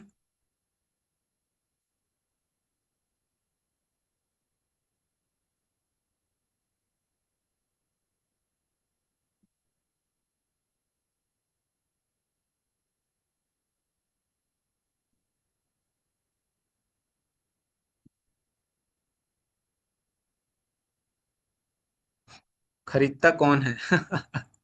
अमीर लोग खरीदते होंगे जिनके पास बहुत पैसा रहता है, जैसे जो महंगी महंगी पेंटिंग्स खरीदते हैं, करोड़ों रुपए की, जो उनके घर पर पड़ी रहती है सड़ते हुए, वैसे कोई खरीदता होगा। खा के पता नहीं कुछ साइड इफेक्ट होता होगा, मर जाते होंगे, और क्या है। फिर दूसरे लोग आते होंगे उनके अर्थी में, अच्छा आदमी था, महंगा मशरूम खा के मर गया, पता नहीं कुछ होता होगा। क्या पता कौन खरीदता है। सही बात है सर। चलो आगे बढ़ते हैं। ओके, हाँ, जो बीटल्स के बारे में मैंने बताया था, उसका एक चीज और नोट कर लेना, ये बीटल्स और नेहरू जैकेट वाला, कि नेहरू, जवाहरलाल नेहरू ने फोटो शूट किया था वोग मैगजीन के लिए, ये बहुत इंपॉर्टेंट है। ये पूछ सकता है कि किस भारत के प्रधानमंत्री ने वोग मैगजीन के लिए फोटो शूट किया था, तो आएगा जवाहरलाल नेहरू। किसके लिए, मतलब क्या पहने हुए, तो आएगा हमारा नेहरू जैकेट। या फिर ये पूछ सकता है जवाहरलाल नेहरू जी ने किस मैगजीन के लिए फोटो शूट किया था, तो वोग मैगजीन, ठीक है। और नेहरू जैकेट पहन के बीटल्स ने परफॉर्म किया था 15 अगस्त को न्यूयॉर्क के शिया स्टेडियम में। तो इसमें 7-8 फैक्ट है, एक साथ कवर हो गए, स्क्रीनशॉट लेना चाहो तो ले लेना। वैसे इसका वो मिल जाएगा यूट्यूब पे, वीडियो भी मैं भेज दूंगा, ठीक है। और अच्छे से पढ़ाई करो, लास्ट सीजन की तरह और उसके लास्ट सीजन की तरह 2023-24 की तरह बहुत सारे क्वेश्चंस फंस रहे हैं केबीसी में, आगे भी फंसेंगे। आप लोग हॉट सीट पर जाओगे, या वापस जिनका ग्राउंड ऑडिशन नहीं हुआ ग्राउंड ऑडिशन देने जाओगे, हॉट सीट पर पहुंचोगे, तो रिवीजन की कमी नहीं होनी चाहिए ना, अच्छे से रिवाइज करके चलो, लाइफ लाइन बर्बाद नहीं करना है, ठीक है। और अभी तो थोड़े इजी इजी क्वेश्चन भी पूछ रहे हैं क्योंकि टीआरपी लो है, जल्दी से करोड़पति भी बना दिया है, अभी करोड़पति भी दिखेगा आपको इस हफ्ते, ठीक है, ओके। सर इस मैगजीन में आने वाले एकमात्र प्रधानमंत्री हैं या और भी हैं इंडिया में? पहला पहला, अब और भी अच्छा होंगे, ये पहला है। भारत के और भी हैं कि नहीं है, या दूसरे देश के, वो मैं डिटेल में नहीं गया हूँ। आप देख लेना समय ओके। होगा तो। मेरे हिसाब से ठीक तो है ठीक है। बाकी लोग के पास टाइम नहीं रहा होगा वो मैगजीन में वो करने का, या बाकी लोग, बाकी मैगजीन वालों ने अप्रोच नहीं किया होगा, ये भी हो सकता है, क्या पता, पता नहीं।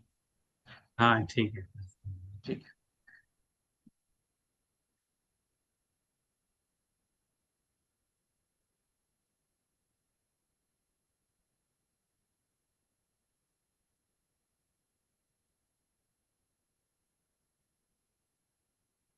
ठीक है, यहाँ तक सब नोट कर लिया।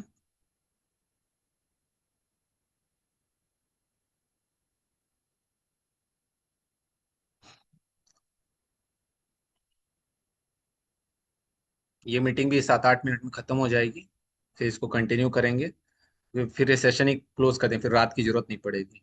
ओके, ठीक है,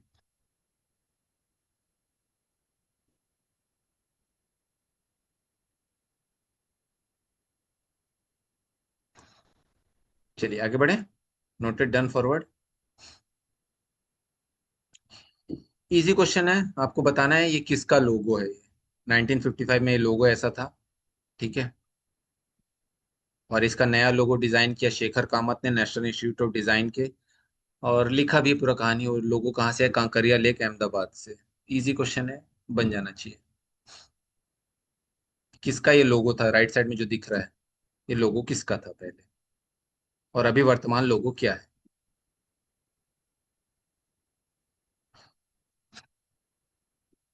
सब चैट में लिखो आंसर।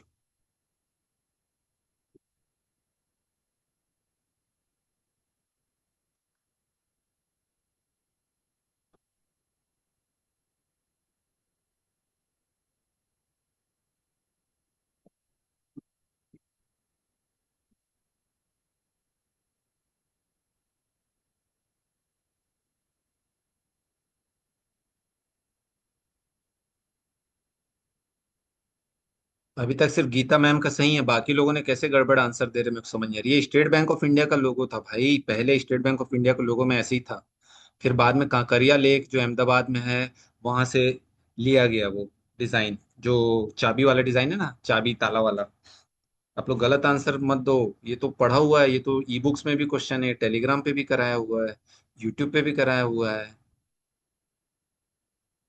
ये लोगो 1955 से, मतलब ये चला था 1971 में तक। 1971 के बाद Shekhar Kamat national institute of design ने चेंज किया इसके लोगो को, डिजाइन को। ठीक है, ओके। गलत आंसर नहीं देना है। ठीक है, स्टेट बैंक ऑफ इंडिया आएगा ये आंसर, एसबीआई। ठीक है, जो पहले इंपीरियल बैंक था। ठीक।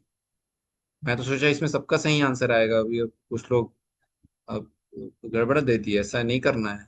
ठीक है। ठीक। ये स्टेट बैंक ऑफ इंडिया का लोगो था पहले। ठीक है, ओके।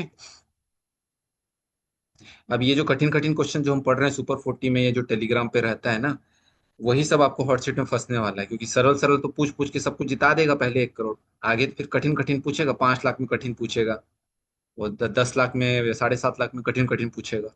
फिर आप बोलोगे मेरे साथ अन्याय हो रहा है, मेरे को घर वापस जाना है, हॉट सीट में बैठे बैठे सोचोगे। इसलिए सारी तैयारी करवा दे रहे हैं कि गलती ना करो, फंसो नहीं। ठीक है, चलो आगे बढ़ो। क्लियर है अभी? यहाँ पर हमें 4-5 चीजें पता चल गई। ये लोगो 1971 में चेंज हुआ है, स्टेट बैंक ऑफ इंडिया या इंपीरियल बैंक बोलिए उसका लोगो है। शेखर कामत ने डिजाइन किया था, और कहाँ से है? कंकरिया लेक अहमदाबाद से प्रेरित है। कंकरिया लेक अहमदाबाद का आप देखोगे ऊपर से ड्रोन व्यू या Google view, Google Earth view, Google map view, तो वैसे ही दिखता है। ठीक है, ओके। चलो आगे बढ़ते हैं।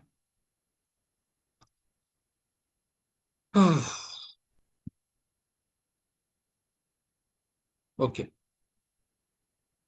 सुनैनिका सिंह, जो मॉन्डलेज इंडिया की हेड है, उन्होंने सेट विथ ओरियो कैंपेन चलाया था, उसमें कौन से पेरेंट चाइल्ड को लिया गया था? मैं बता देता हूँ, कोई क्रिकेटर है, ये भी बता दे रहा हूँ। ठीक है, से इट विथ ओरियो,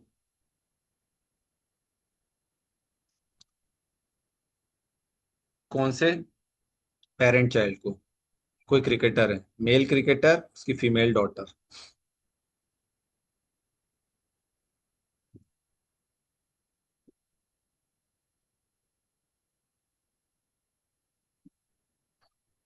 जी अमित जी, 1955 से पकड़ लेना चाहिए था, बिल्कुल सही बोले।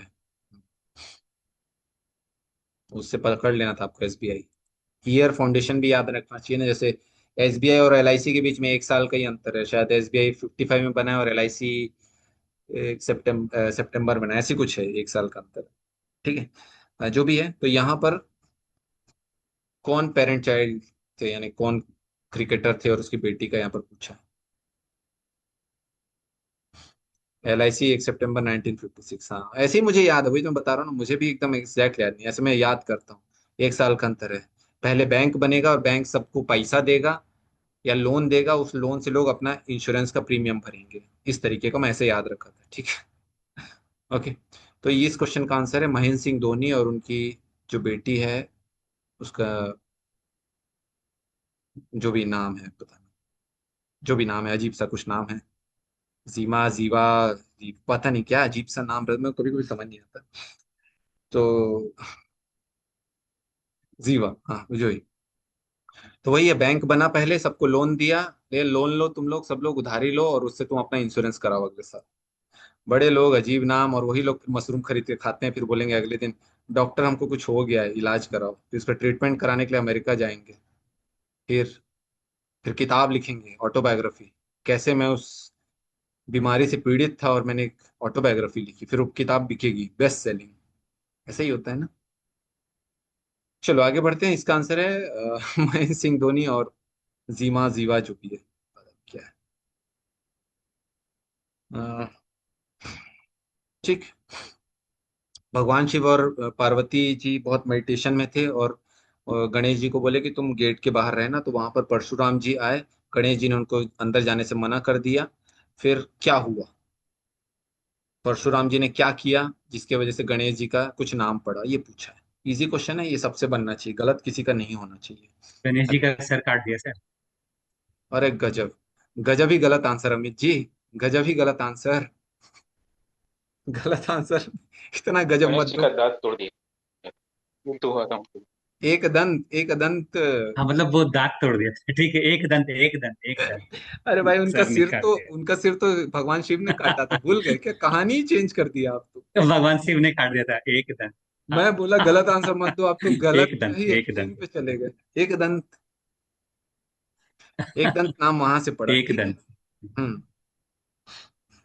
ठीक। जी जी। तो जोश में गलत आंसर मत दो यार, आप ऐसा मत करो। आप तो सीधे अच्छी तैयारी कर रहे हो। धैर्य से सही आंसर दो। तो एक मतलब वो हमला किया अपने परशु से, है ना? परशुराम मतलब परशु, जो हाथ पे पकड़ते हैं वो। तो उसका एक दांत टूट गया उधर से, तब से एक दंत नाम पड़ा। ठीक। एक दंत गजानन ऐसा है ना, वो आरती भी है ना? ठीक है। सिर ही काट दिया।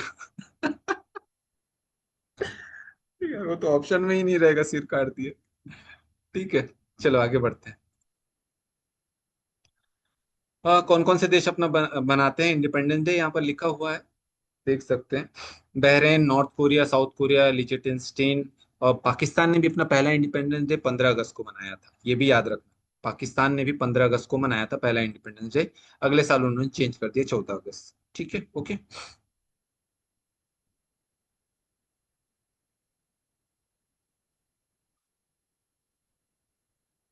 यहाँ पर मैं दो क्वेश्चन पूछना चाहूंगा 15 अगस्त से रिलेटेड।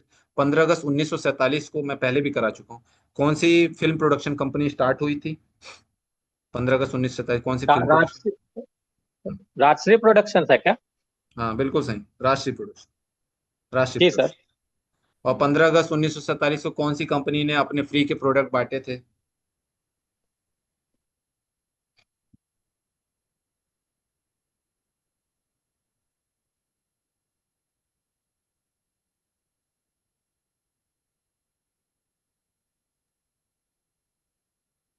किस कंपनी ने अपने फ्री के प्रोडक्ट बांटे थे 15 अगस्त को? इसका नहीं मालूम सर।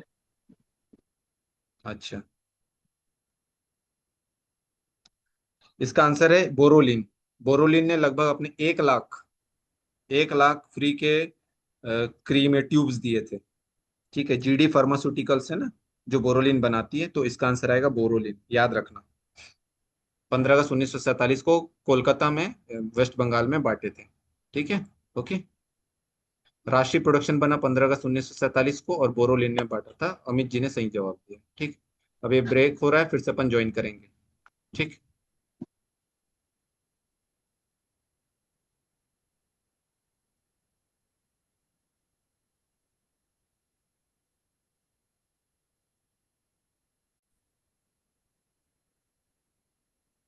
तो 15 अगस्त को बोरोलिन कंपनी ने बांटे थे। बोरोलिन कंपनी के फाउंडर है गौर मोहन दत्ता, जीडी फार्मास्यूटिकल्स में आता है। 15 अगस्त को 1 लाख बोरोलिन की ट्यूब्स बांटी गई थी।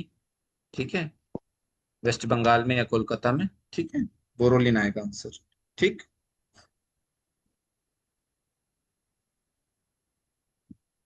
गौर मोहन दत्ता। ठीक है, गौर मोहन दत्ता है उसके फाउंडर, बोरोलिन के। ठीक, ओके। और नाम कहाँ से पड़ा है? बोरिक एसिड से बोरो आया, और ऑयल से आया ओलिन, तो बोरोलिन। ठीक है। इसको हाथी वाला क्रीम भी बोलते हैं, क्योंकि इसके लोगो में जो है हाथी बना हुआ है। ठीक है, ओके। गौर मोहन दत्ता, बोरोलिन। ठीक। 1 लाख ट्यूब्स बांटे गए थे।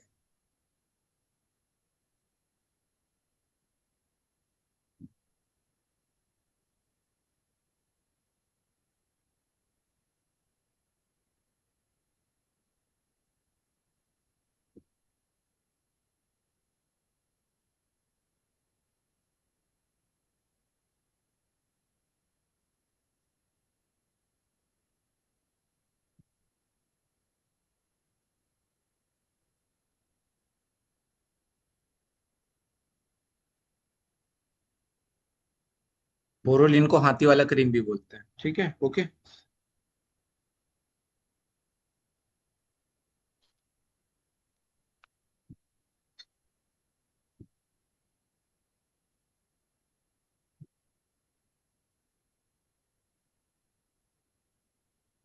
चलो आगे बढ़ते हैं।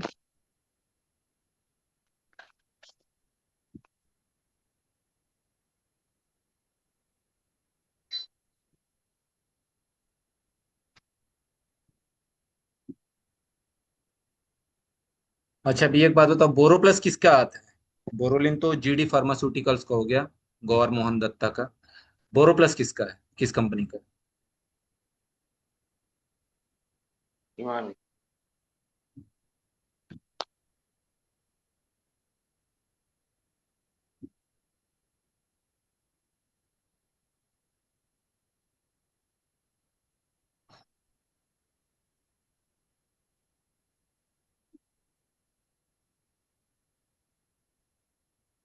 इमामी आएगा आंसर, बोरोप्लस है इमामी का। ठीक, ओके। चलिए आगे बढ़ते हैं हम लोग। दोसा शब्द कहाँ से आया? दोसा को उत्पत्ति बोलते हैं, उडुपी में हुई है, तो वो कहाँ से आया? इसका कहानी है, ये पढ़ लो। ठीक है, एक ब्राह्मण था। ठीक। उसने क्या किया, अपने जो राइस है, चावल में थोड़ा सा अल्कोहल मिला के उसको फर्मेंट करने की कोशिश की। ओके। खमीर बनाना या फर्मेंट करना। ठीक। तो दोषा शब्द आया है कन्नड़ शब्द से, दोष से, यानी सिन, क्योंकि उसने उसमें मदिरा या अल्कोहल मिलाने की कोशिश की, एक पाप का काम किया, तो वहां से आया है सिन, दोषा शब्द। ठीक है, because the cook committed sin by trying to add alcohol. ठीक है, तो दोसा शब्द आया है दोष से, याद रख। ब्राह्मण का नाम था ब्राह्मण अडिक। ठीक है, ओके।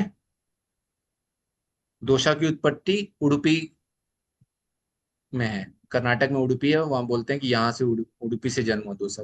तो दोसा नाम का मतलब आया है दोष से, दोष यानी कि सिन, पाप। क्या पाप हुआ था? राइस में, चावल में अल्कोहल मिलाया गया था, मिलाने की कोशिश की गई थी, या मदिरा बोलिए, दारू बोलिए, जो भी है, उसकी वजह से। ठीक है, ओके।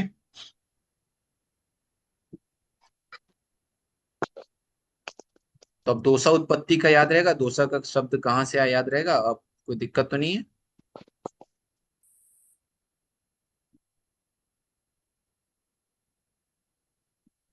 दोसा, दोष। ओके, ठीक है। और ये फैक्ट मैंने पहले भी बताया है टेलीग्राम पर, कई बुक भी। कौरवों और पांडवों को खाना किसने प्रोवाइड किया था, खाना किसने दिया था महाभारत में? किंग ऑफ उडुपी, उडुपी के राजा ने दिया था, ये भी याद रखो, हम लोग पहले भी करा चुके हैं टेलीग्राम पर, ई बुक्स में भी है, बहुत सारी जगह है। कौरवों और पांडवों की सेना के लिए खाने की व्यवस्था की थी किंग ऑफ उडुपी, उडुपी के राजा ने। ठीक है, ओके, याद रखना। युद्ध दोनों तरफ चल रहा था, दोनों तरफ खाने की व्यवस्था उडुपी के राजा ने की थी। ठीक है, ओके। आगे बढ़ूं?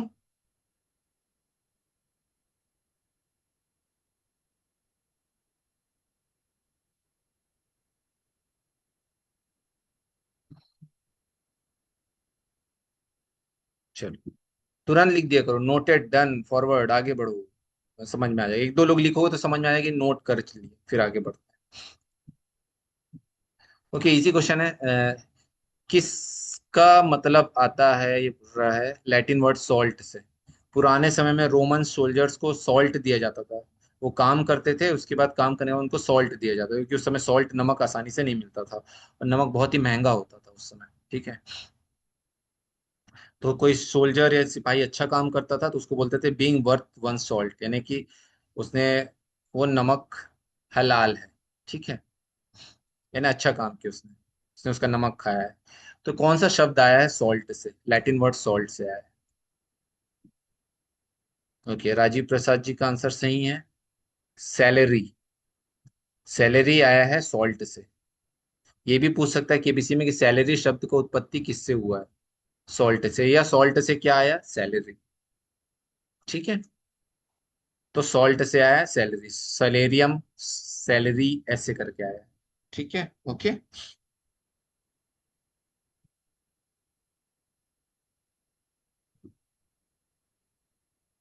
सैलेरियम, सैलरी शब्द कहाँ से आया, लैटिन वर्ड सैलेरियम से।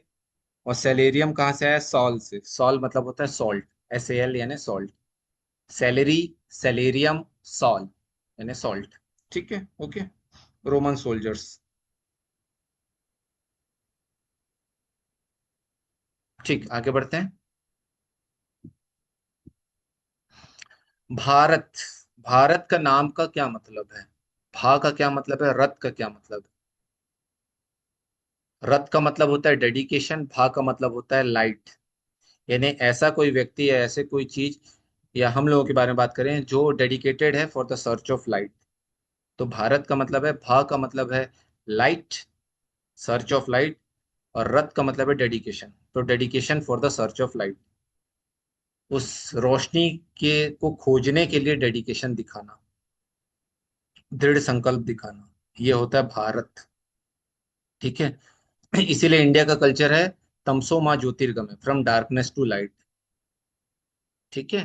तो ये पूछ सकता है, अभी बीच में भारत इंडिया का डिबेट चल रहा था कि भा का क्या मतलब है या रत का क्या मतलब है, भारत का क्या मतलब है, ऐसा भी पूछा जा सकता है। तो ये संस्कृत शब्द है, उसके हिसाब से भी आप इसको पढ़ सकते हो। ठीक है, भारत।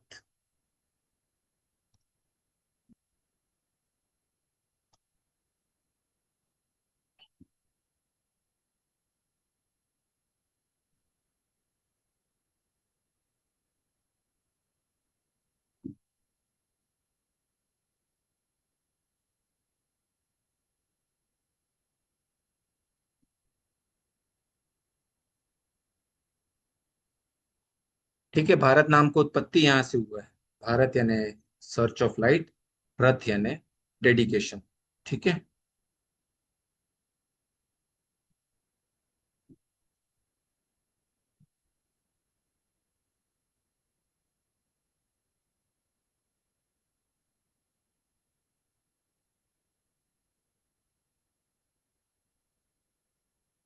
चलिए आगे बढ़ते हैं। किसके बारे में बात की जा रही है? उसका उनका जन्म हुआ था सियालकोट में, पाकिस्तान में। और फिर 9 साल, मतलब वो फिर दिल्ली आ गई उनकी फैमिली, वो सब लिखा हुआ है। करोल बाग में उन्होंने दुकान खोली। 2017 में हाईएस्ट पेड सीईओ थे वो किसी कंपनी के, उनको पद्म भूषण मिला 2019 में। किस कंपनी के फाउंडर के बारे में बात है, फाउंडर नहीं, किस कंपनी के सीईओ के बारे में बात की जा रही है? Highest paid fast consumer goods CEO of India, Padma Bhushan मिला 2019 में। दिल्ली के करोल बाग में मसालों की शॉप थी। चलो, अमित जी ने सही आंसर दे दिया, MDH, Dharampal Gulati. Dharampal Gulati highest paid CEO थे 2017 में। असली मसाले सच सच, एमडीएच। एमडीएच का फुल फॉर्म क्या है, बता सकते हैं कोई? एमडीएच का फुल फॉर्म? महाशय दी हट्टी, महाशय दी हट्टी। Very good.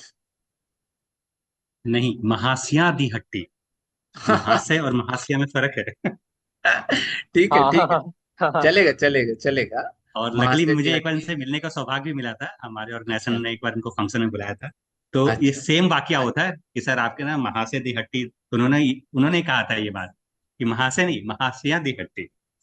हाँ, वो पंजाबी, हिंदी, उर्दू उस टाइप जी का वो है ना, इसीलिए, जी। है ना।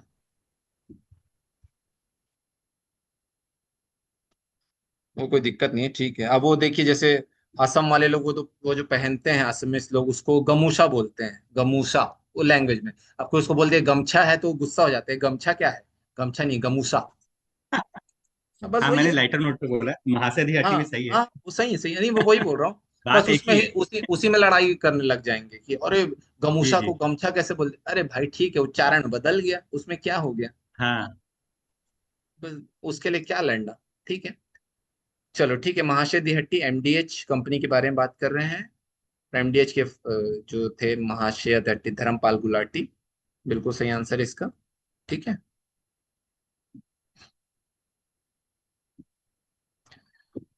ओके, हाँ, एक और चीज।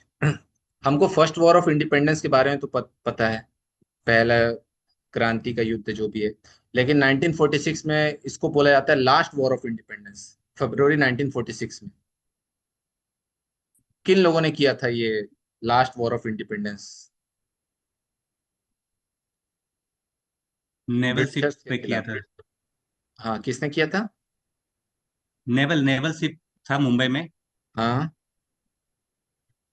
आप पर्सन का नाम पूछ रहे हैं?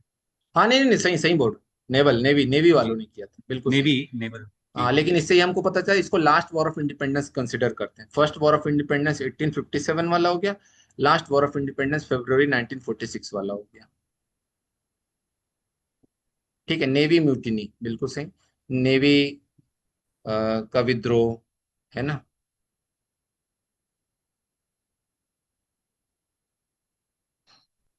जल सैनिकों इनको का विद्रोह। समझाने भी सर फिर कांग्रेस के ही लोग गए थे कि विद्रोह हाँ रोक लो। हाँ हाँ हाँ। ठीक है, जो भी है, तो लास्ट वॉर ऑफ इंडिपेंडेंस आएगा हमारा नेवी का 1946 का।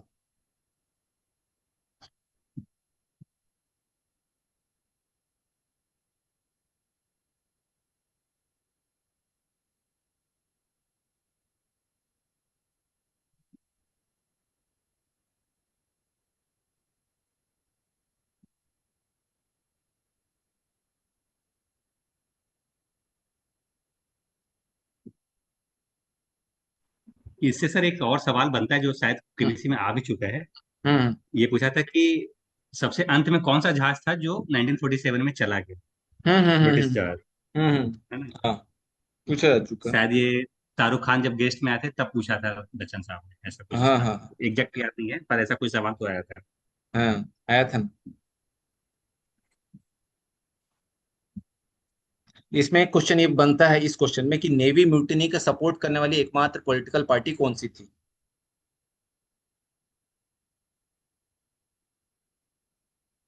इसका सपोर्ट किसने किया था। कांग्रेस ने। सपोर्ट सपोर्ट, ये तो विद्रोह किए थे ना, मतलब अच्छा। अपोजिट थे, सपोर्ट किसने किया था। इसको रॉयल इंडियन नेवी विद्रोह भी बोलते हैं। ओके। सपोर्ट ने किया था, या जल सेना विद्रोह भी बोलते हैं, किस पार्टी ने किया था। ये क्वेश्चन बन सकता है एकदम 50 लाख 1 करोड़ का।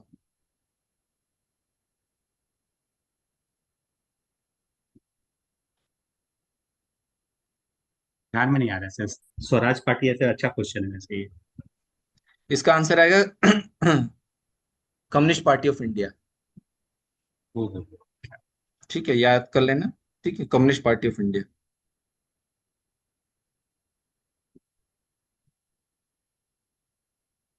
कम्युनिस्ट पार्टी ऑफ इंडिया ने इसका सपोर्ट किया था।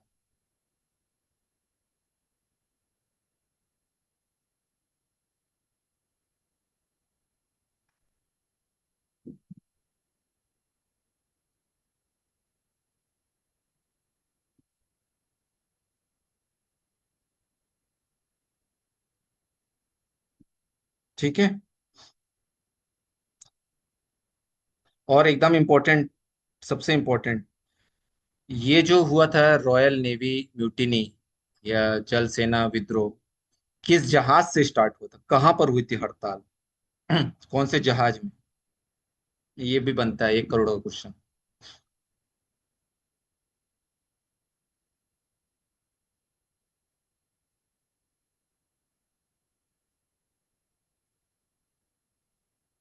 किस जहाज पे हुआ था।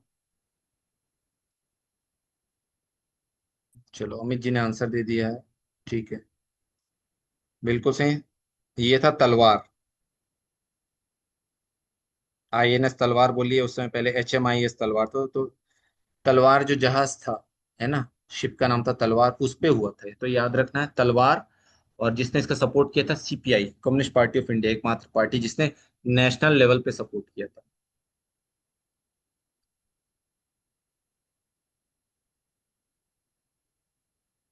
पूरा नेशनल लेवल पे सपोर्ट किया था कम्युनिस्ट पार्टी ऑफ इंडिया, और आंसर है तलवार।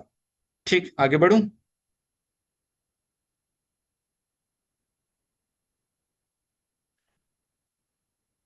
एक और अच्छा क्वेश्चन है। पुराने समय में लोग प्रकृति को बहुत धन्यवाद देते थे, है ना। जैसे कि कभी जानवरों को छूकर, कभी नदियों को, कि इसमें नदी की आत्मा है, जानवरों की आत्मा है, या पेड़ को छूकर, है ना। तो कुछ कुछ कुछ चीजों को छूते थे, उसको आशीर्वाद लेते थे, धन्यवाद देते थे। इससे कौन सा फ्रेज आया है इंग्लिश में। This is now corrupted into what phrase. कौन सा इंग्लिश फ्रेज आया है, इंग्लिश का मुहावरा।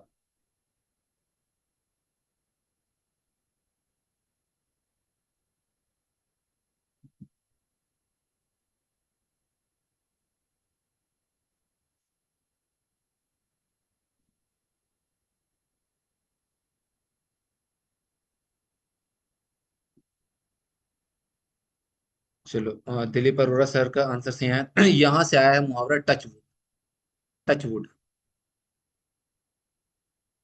ठीक है। लकड़ी के पीस को छूना, टच वुड, किसी की नजर ना लगे, टच वुड बोलते हैं ना। ये मुहावरा वहां से आया हुआ है, ठीक है, या फ्रेज आया हुआ है।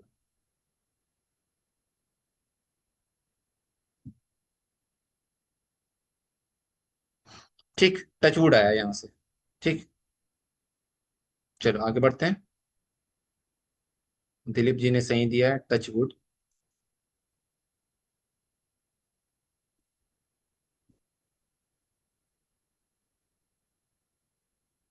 चलो आगे बढ़ते हैं। हाँ, ये तो वही कहानी है जो बीजू पटनायक की बताए थे, कि जब कश्मीर पर अटैक हुआ, एक और कहानी है। ठीक है, दिल्ली से श्रीनगर गए बीजू पटनायक 27 अक्टूबर 1947 को, और सोल्जर्स को, सिपाहियों को लेकर श्रीनगर में। ठीक है, और इंडोनेशिया का लिबरेशन हुआ था डच से, हॉलैंड से 1945 में। तो ये वही सब पूरी कहानी लिखा। इंडोनेशिया के पीएम सुतन सजहीर को अरेस्ट कर लिया गया था, तो जवाहरलाल नेहरू जी ने बोला कि जाओ आप जाकर इंडोनेशियन पीएम को लेकर आओ भारत। तो ये भी एक कहानी है। तो इसीलिए इंडोनेशिया, रशिया और भारत, तीनों में जब उनकी मृत्यु हुई थी, देहांत हुआ था, तो तीनों देश ने अपना झंडा नीचे किया था।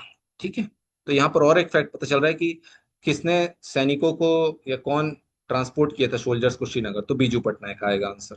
इंडोनेशिया के पीएम किसको ले, मतलब कौन थे जिनको लेकर आए थे बीजू पटनायक, तो आएगा पीएम सजहीर, सुल्तान सजहीर। ठीक है, सजरीफ, सजरीफ, ओके। सुल्तान, SUTANSJAHRIF। ठीक है, ओके।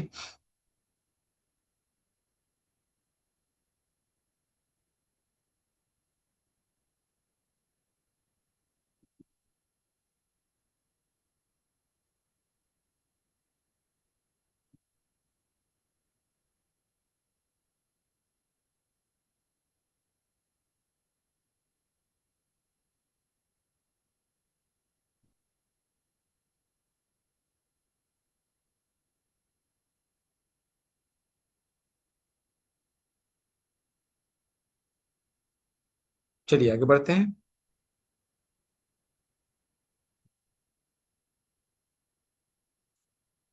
ये बीजू पटनायक की फोटो देख लीजिए, स्टैंप निकाले थे बीजू पटनायक का।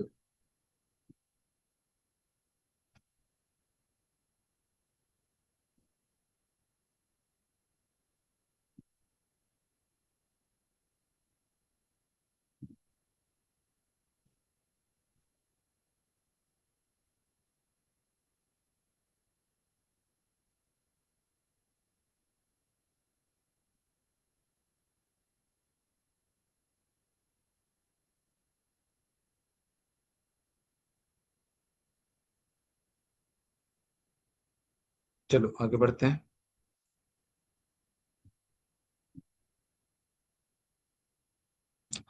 ये भारत के किस राज्य के बारे में बात की जा रही है? उसका जो नाम है, उसके नाम का मतलब क्या था पहले? पहले वो चेरना नाम के शब्द से आया था, चेरना लैंड। ओके। और कुछ एक और थ्योरी है, एक और थ्योरी ये बोलती है कि चेरा डायनेस्टी से एसोसिएटेड है ये, चेरना आलम। कौन से राज्य की बात कर रहे हैं जिसके नाम का मतलब चेरना आलम या एडेड लैंड होता है? जितने भी इंडिया की स्टेट्स है ना, और यूनियन टेरिटरीज, उनके नाम का क्या मतलब, उनके कैपिटल के नाम का क्या मतलब है, वो आप जरूर देख लें। ठीक है, किस राज्य के बारे में बात करें, राज्य, स्टेट।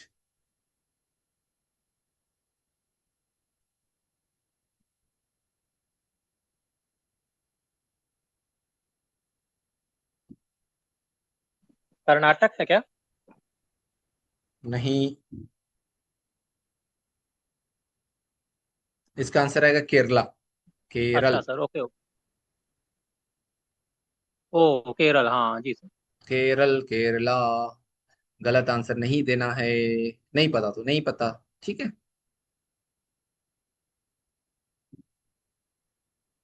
केरल। चलो अमित जी का आया आंसर, केरल आएगा आंसर। ठीक है, केरला है, केरल। चलो आगे बढ़ता हूँ।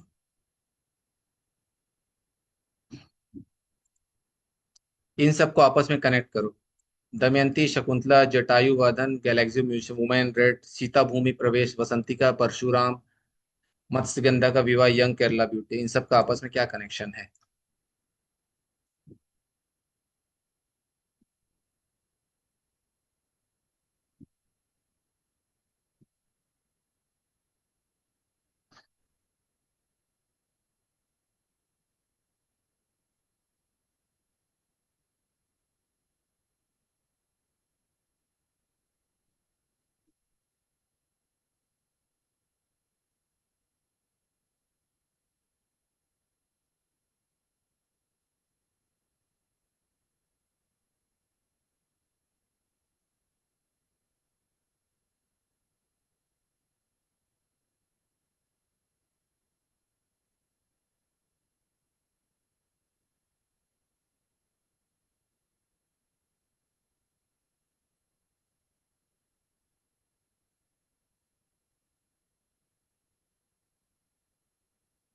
ओके। राजा रवि वर्मा की पेंटिंग्स का नाम है, बिल्कुल सही। राजा रवि वर्मा की पेंटिंग्स का नाम है ये। दमयंती, शकुंतला, जटायु वधम। देखो जटायु वध का एक पेंटिंग है ना, जिसमें से रावण जटायु का पंख काट रहा है। Women in red. इस तरीके ये पूरा थोड़ा सा अलग दिशा का सोचना है ना, अलग डायरेक्शन। राजा रवि वर्मा की पेंटिंग्स का नाम। ठीक है, चलो आगे बढ़ते हैं। हाँ, ये इंदिरा वाला जो मैंने बताया था। इंद्र जब वो गए थे युद्ध पे, तो उनकी वाइफ ने राखी बांधी थी, उसको रक्षा सूत्र कहते हैं, ये लिखा हुआ है स्क्रीन पर। ठीक है, ओके। इसको ज्यादा टाइम नहीं लूंगा, आगे बढ़ते हैं। इजी क्वेश्चन है, इस बन जाना चाहिए। वृंदावन में आपको पता है कि बहुत तेज बारिश होने लगी थी, इंद्र भगवान गुस्सा हो गए थे, तो बहुत तेज बारिश की है। फिर गोवर्धन पर्वत को उठाए कृष्ण जी, और वो 7 दिन तक लगातार उस पर्वत को पकड़े हुए थे। ठीक है, 7 दिन तक कृष्ण भगवान ने कुछ भी खाना नहीं खाया। 7वें दिन के बाद वृंदावन के लोगों ने स्पेशल खाना या प्रसाद बना के दिया, उसको क्या कहा जाता है? धन्यवाद के तौर पर उनको कुछ बना कर दिया, उसको क्या कहते हैं? ये पूछ रहा है इस क्वेश्चन में। क्या बना कर दिया, क्या खाया, क्या स्पेशल? चलो, दिलीप अरोड़ा जी का सही आंसर 56 भोग। एक दिन में 8 बार खाना, और 7 दिन तक खाए नहीं, तो 8 × 7 हो गया 56, 56 भोग। 56 भोग यहीं से आया है ना। 56 कहाँ से आया है? कृष्ण जी एक दिन में 8 बार खाते थे, तो 7 दिन तक खाना नहीं खाया था, तो 8वें दिन एक साथ 7 दिन तक देने की कोशिश की, तो 8 × 7 56, 56, 56 भोग याद रखो। ठीक है, तो 56 भोग जिन्होंने बताया बिल्कुल सही है, 56 भोग। ओके, ठीक है। इंदौर में भी एक जगह का नाम है ना, मार्केट या कुछ है, जहाँ पर 56 नाम है, कुछ है, ऐसा कुछ बोलते हैं। ठीक, ओके। और एक और फैक्ट बीजू पटनायक का, ये जो मैं तो बता दिया था इंडिया रशियन, उसके अलावा जब रूस ट्रबल में था, सोवियत यूनियन ट्रबल में था, तो उन्होंने हिटलर के फोर्सेस के ऊपर भी अटैक किया था बीजू पटनायक ने। हिटलर की जो टीम आई थी, सैनिक आए थे, उसके ऊपर भी अटैक किया था बीजू पटनायक, जब पायलट थे। ठीक है, तो ये भी एक इंपॉर्टेंट क्वेश्चन आ सकता है कि हिटलर के फोर्सेस, हिटलर की आर्मी या सेना जो भी, उसके ऊपर अटैक किसने किया, तो बीजू पटनायक का आंसर आएगा। सोवियत यूनियन का सपोर्ट किया था उन्होंने। ठीक है, 2 टाइम सीएम रहे हैं उड़ीसा के, बीजू पटनायक के नाम पर ही बीजू जनता दल है। ठीक,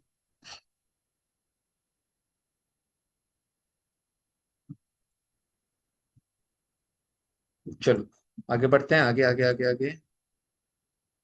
एक बात बताता हूँ सर। हाँ बीजू बोलिए। पटनायक के बेटे हैं नवीन पटनायक। हम्म। उनका एक बुटीक का शॉप चलता है दिल्ली में, एक फाइव हम्म। स्टार होटल के अंदर, आज भी। अच्छा, ओके। और एक और बात जो मुझे पता चली, नवीन पटनायक को उड़िया लैंग्वेज बोलने नहीं आती अच्छे से।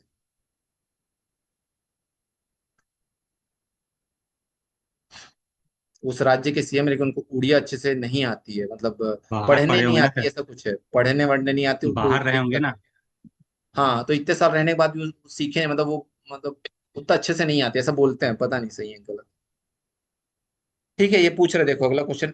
पेटीएम का सही है सर। रेवेन्यू किस प्रोडक्ट से आता है, जिसमें मंथली सब्सक्रिप्शन फी 125 रुपए है? उससे लगभग उसको 300 करोड़ रुपए एक साल का रेवेन्यू हो जाता है।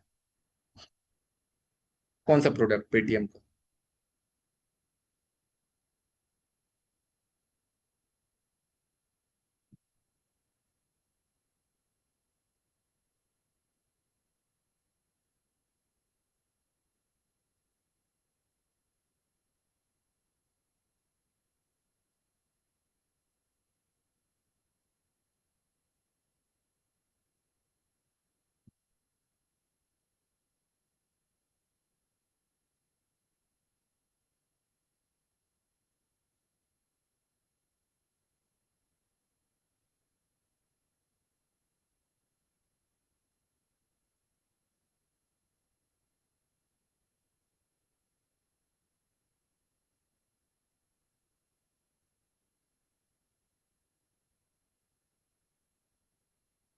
ओके। इसका आंसर आएगा वो जो पेटीएम का साउंड बॉक्स वाला मशीन है ना, पेटीएम करो, पेटीएम साउंड बॉक्स मशीन, उसका इन लोग एक सब्सक्रिप्शन है 125 रुपये महीना, उससे इन लोग 300 करोड़ रुपए कमाते हैं साल भर का, पेटीएम। ठीक है। पेटीएम बॉक्स नहीं रहता जो बोलता है पेटीएम करो करके, एक बॉक्स नहीं रहता जो बोलते हैं पेटीएम पर इतने रुपए प्राप्त हुए। ओके। ठीक है। तो पेटीएम बॉक्स आएगा, पेटीएम साउंड बॉक्स, उससे कमा रहे हैं।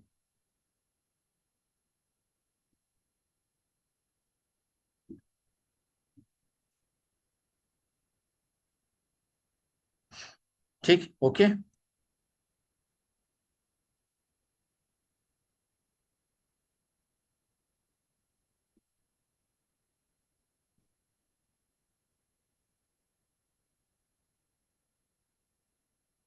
चलिए आगे बढ़ते हैं। ये तो थर्ड हो गया। ये देखिए यूएस प्रेसिडेंट रूजवेल्ट का तो कहानी, हंटिंग पे गए थे नवंबर 1902 में, शिकार करने गए थे मिसिसिपी में, फिर उसके बाद वो वही एक क्या बोलते भालू दिखा, वो सब सारे कहानी लिखा हुआ है यहाँ पर। ठीक है। फिर बॉम्बे इफेक्ट आ गया, उनको क्यूट लगा, उन्होंने मना कर दिया। ठीक है। फिर ये पूरा न्यूज़पेपर आर्टिकल में पहुंच गया, फिर टॉय बनाए। ठीक। ओके, ये सब लिखा हुआ है, ये आप जो मैंने बताया वही चीज।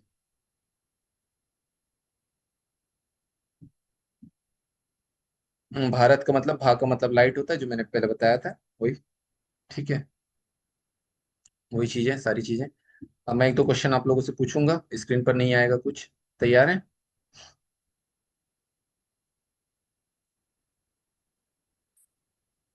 हम्म,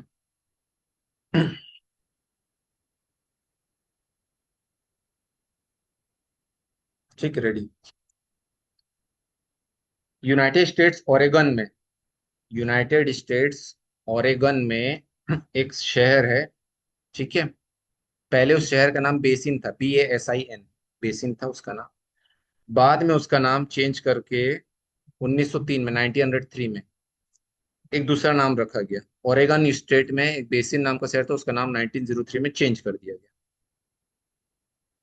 1903 में चेंज करके नाम रखा गया। उसका नाम क्या है अभी वर्तमान में, ये पूछ रहा है। और वो जो नाम है किसी इंडियन सिटी के नाम पर है। ठीक है।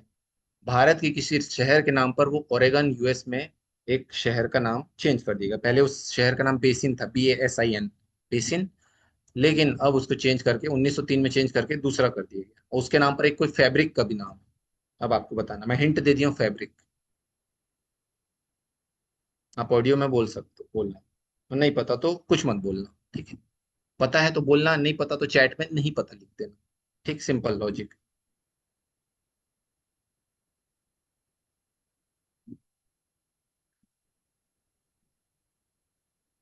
नहीं पता तो तुरंत नहीं पता लिख दो, फिर अपन आगे बढ़ जाएंगे, मैं आंसर बता दूंगा।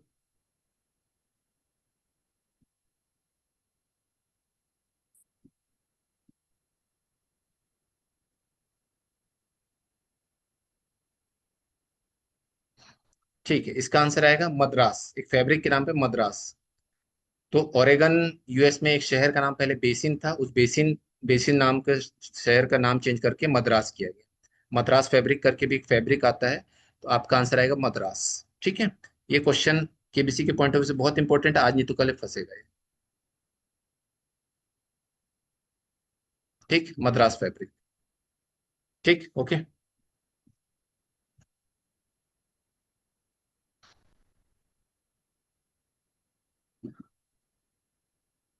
और इम्पोर्टेंट क्वेश्चन, लास्ट क्वेश्चन, फिर हम लोग खत्म करेंगे इसको।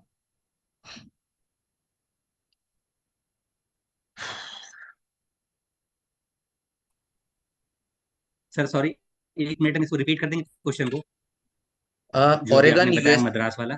ओरेगन यूएस में एक शहर था बेसिन नाम का, BASIN, उसका नाम चेंज किया गया 1903 में एक फैब्रिक के नाम पर, 1903 में एक फैब्रिक के नाम पर चेंज किया गया।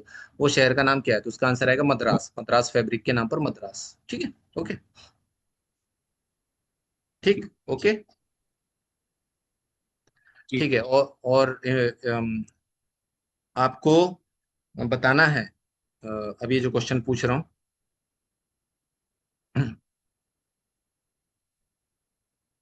केमिकल एलिमेंट्स के बारे में तो आप जानते होंगे। कौन से दो केमिकल एलिमेंट्स हैं जो जीवित व्यक्तियों के नाम पर रखे गए? मतलब जनरली जो केमिकल एलिमेंट्स हैं वो तब रखे जाते थे, उनके नाम, कोई व्यक्ति मर गया है या साइंटिस्ट मर गया उसके नाम पर बाद में रखते थे, लेकिन दो ही ऐसे केमिकल एलिमेंट्स हैं जिनका नाम अ, उनके जीवित रहते हुए साइंटिस्ट के नाम पर पड़ा है। मतलब वो व्यक्ति जीवित थे, उनके नाम पर पड़ा है, तो वो दो केमिकल एलिमेंट्स का नाम आपको बताना है। उसमें से एक तो अभी भी जीवित है, एक पर्सन तो अभी भी जीवित है जिसके नाम पर वो केमिकल एलिमेंट है। ठीक है, तो आपको नाम बताना है वो दो केमिकल एलिमेंट्स का।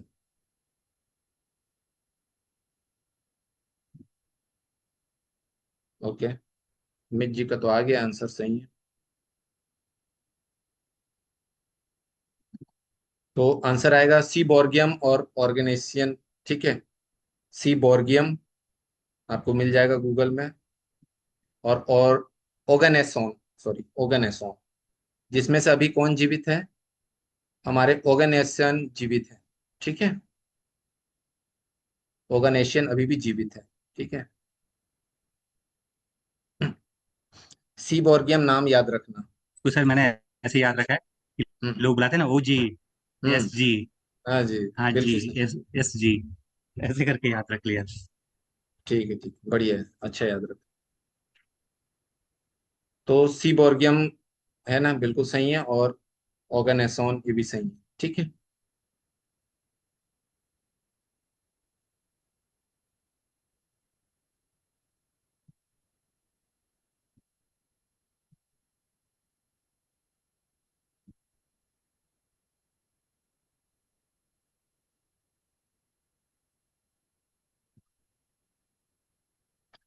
और जो सीबोर्ग है ना, सीबोर्ग जो साइंटिस्ट है, उनकी टीम ने यूरेनियम में बॉम्बार्डमेंट करके प्लूटोनियम की खोज की थी। ठीक है, खोज नहीं की थी, प्लूटोनियम 239 की खोज की थी, प्लूटोनियम की नहीं की थी खोज, जिसकी वजह से वो जो आपको यूज होता है ना बॉम्ब्स वगैरह में।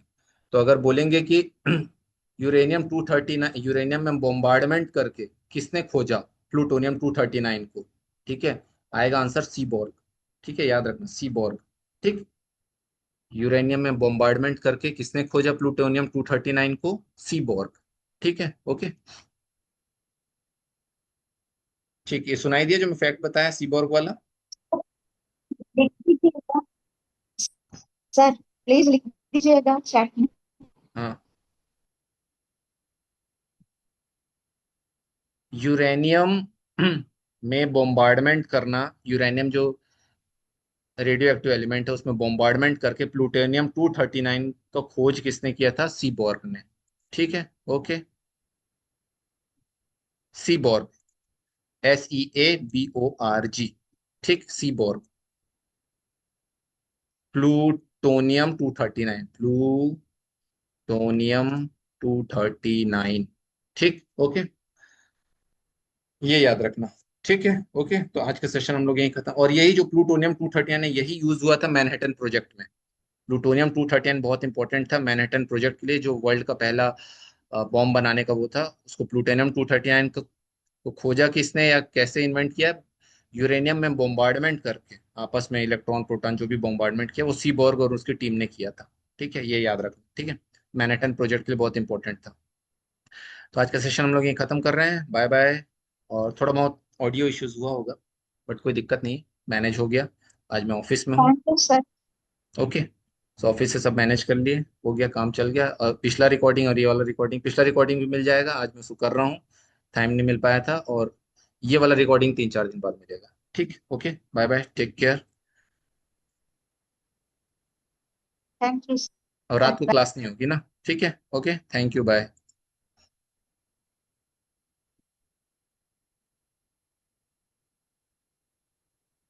Bye, take care.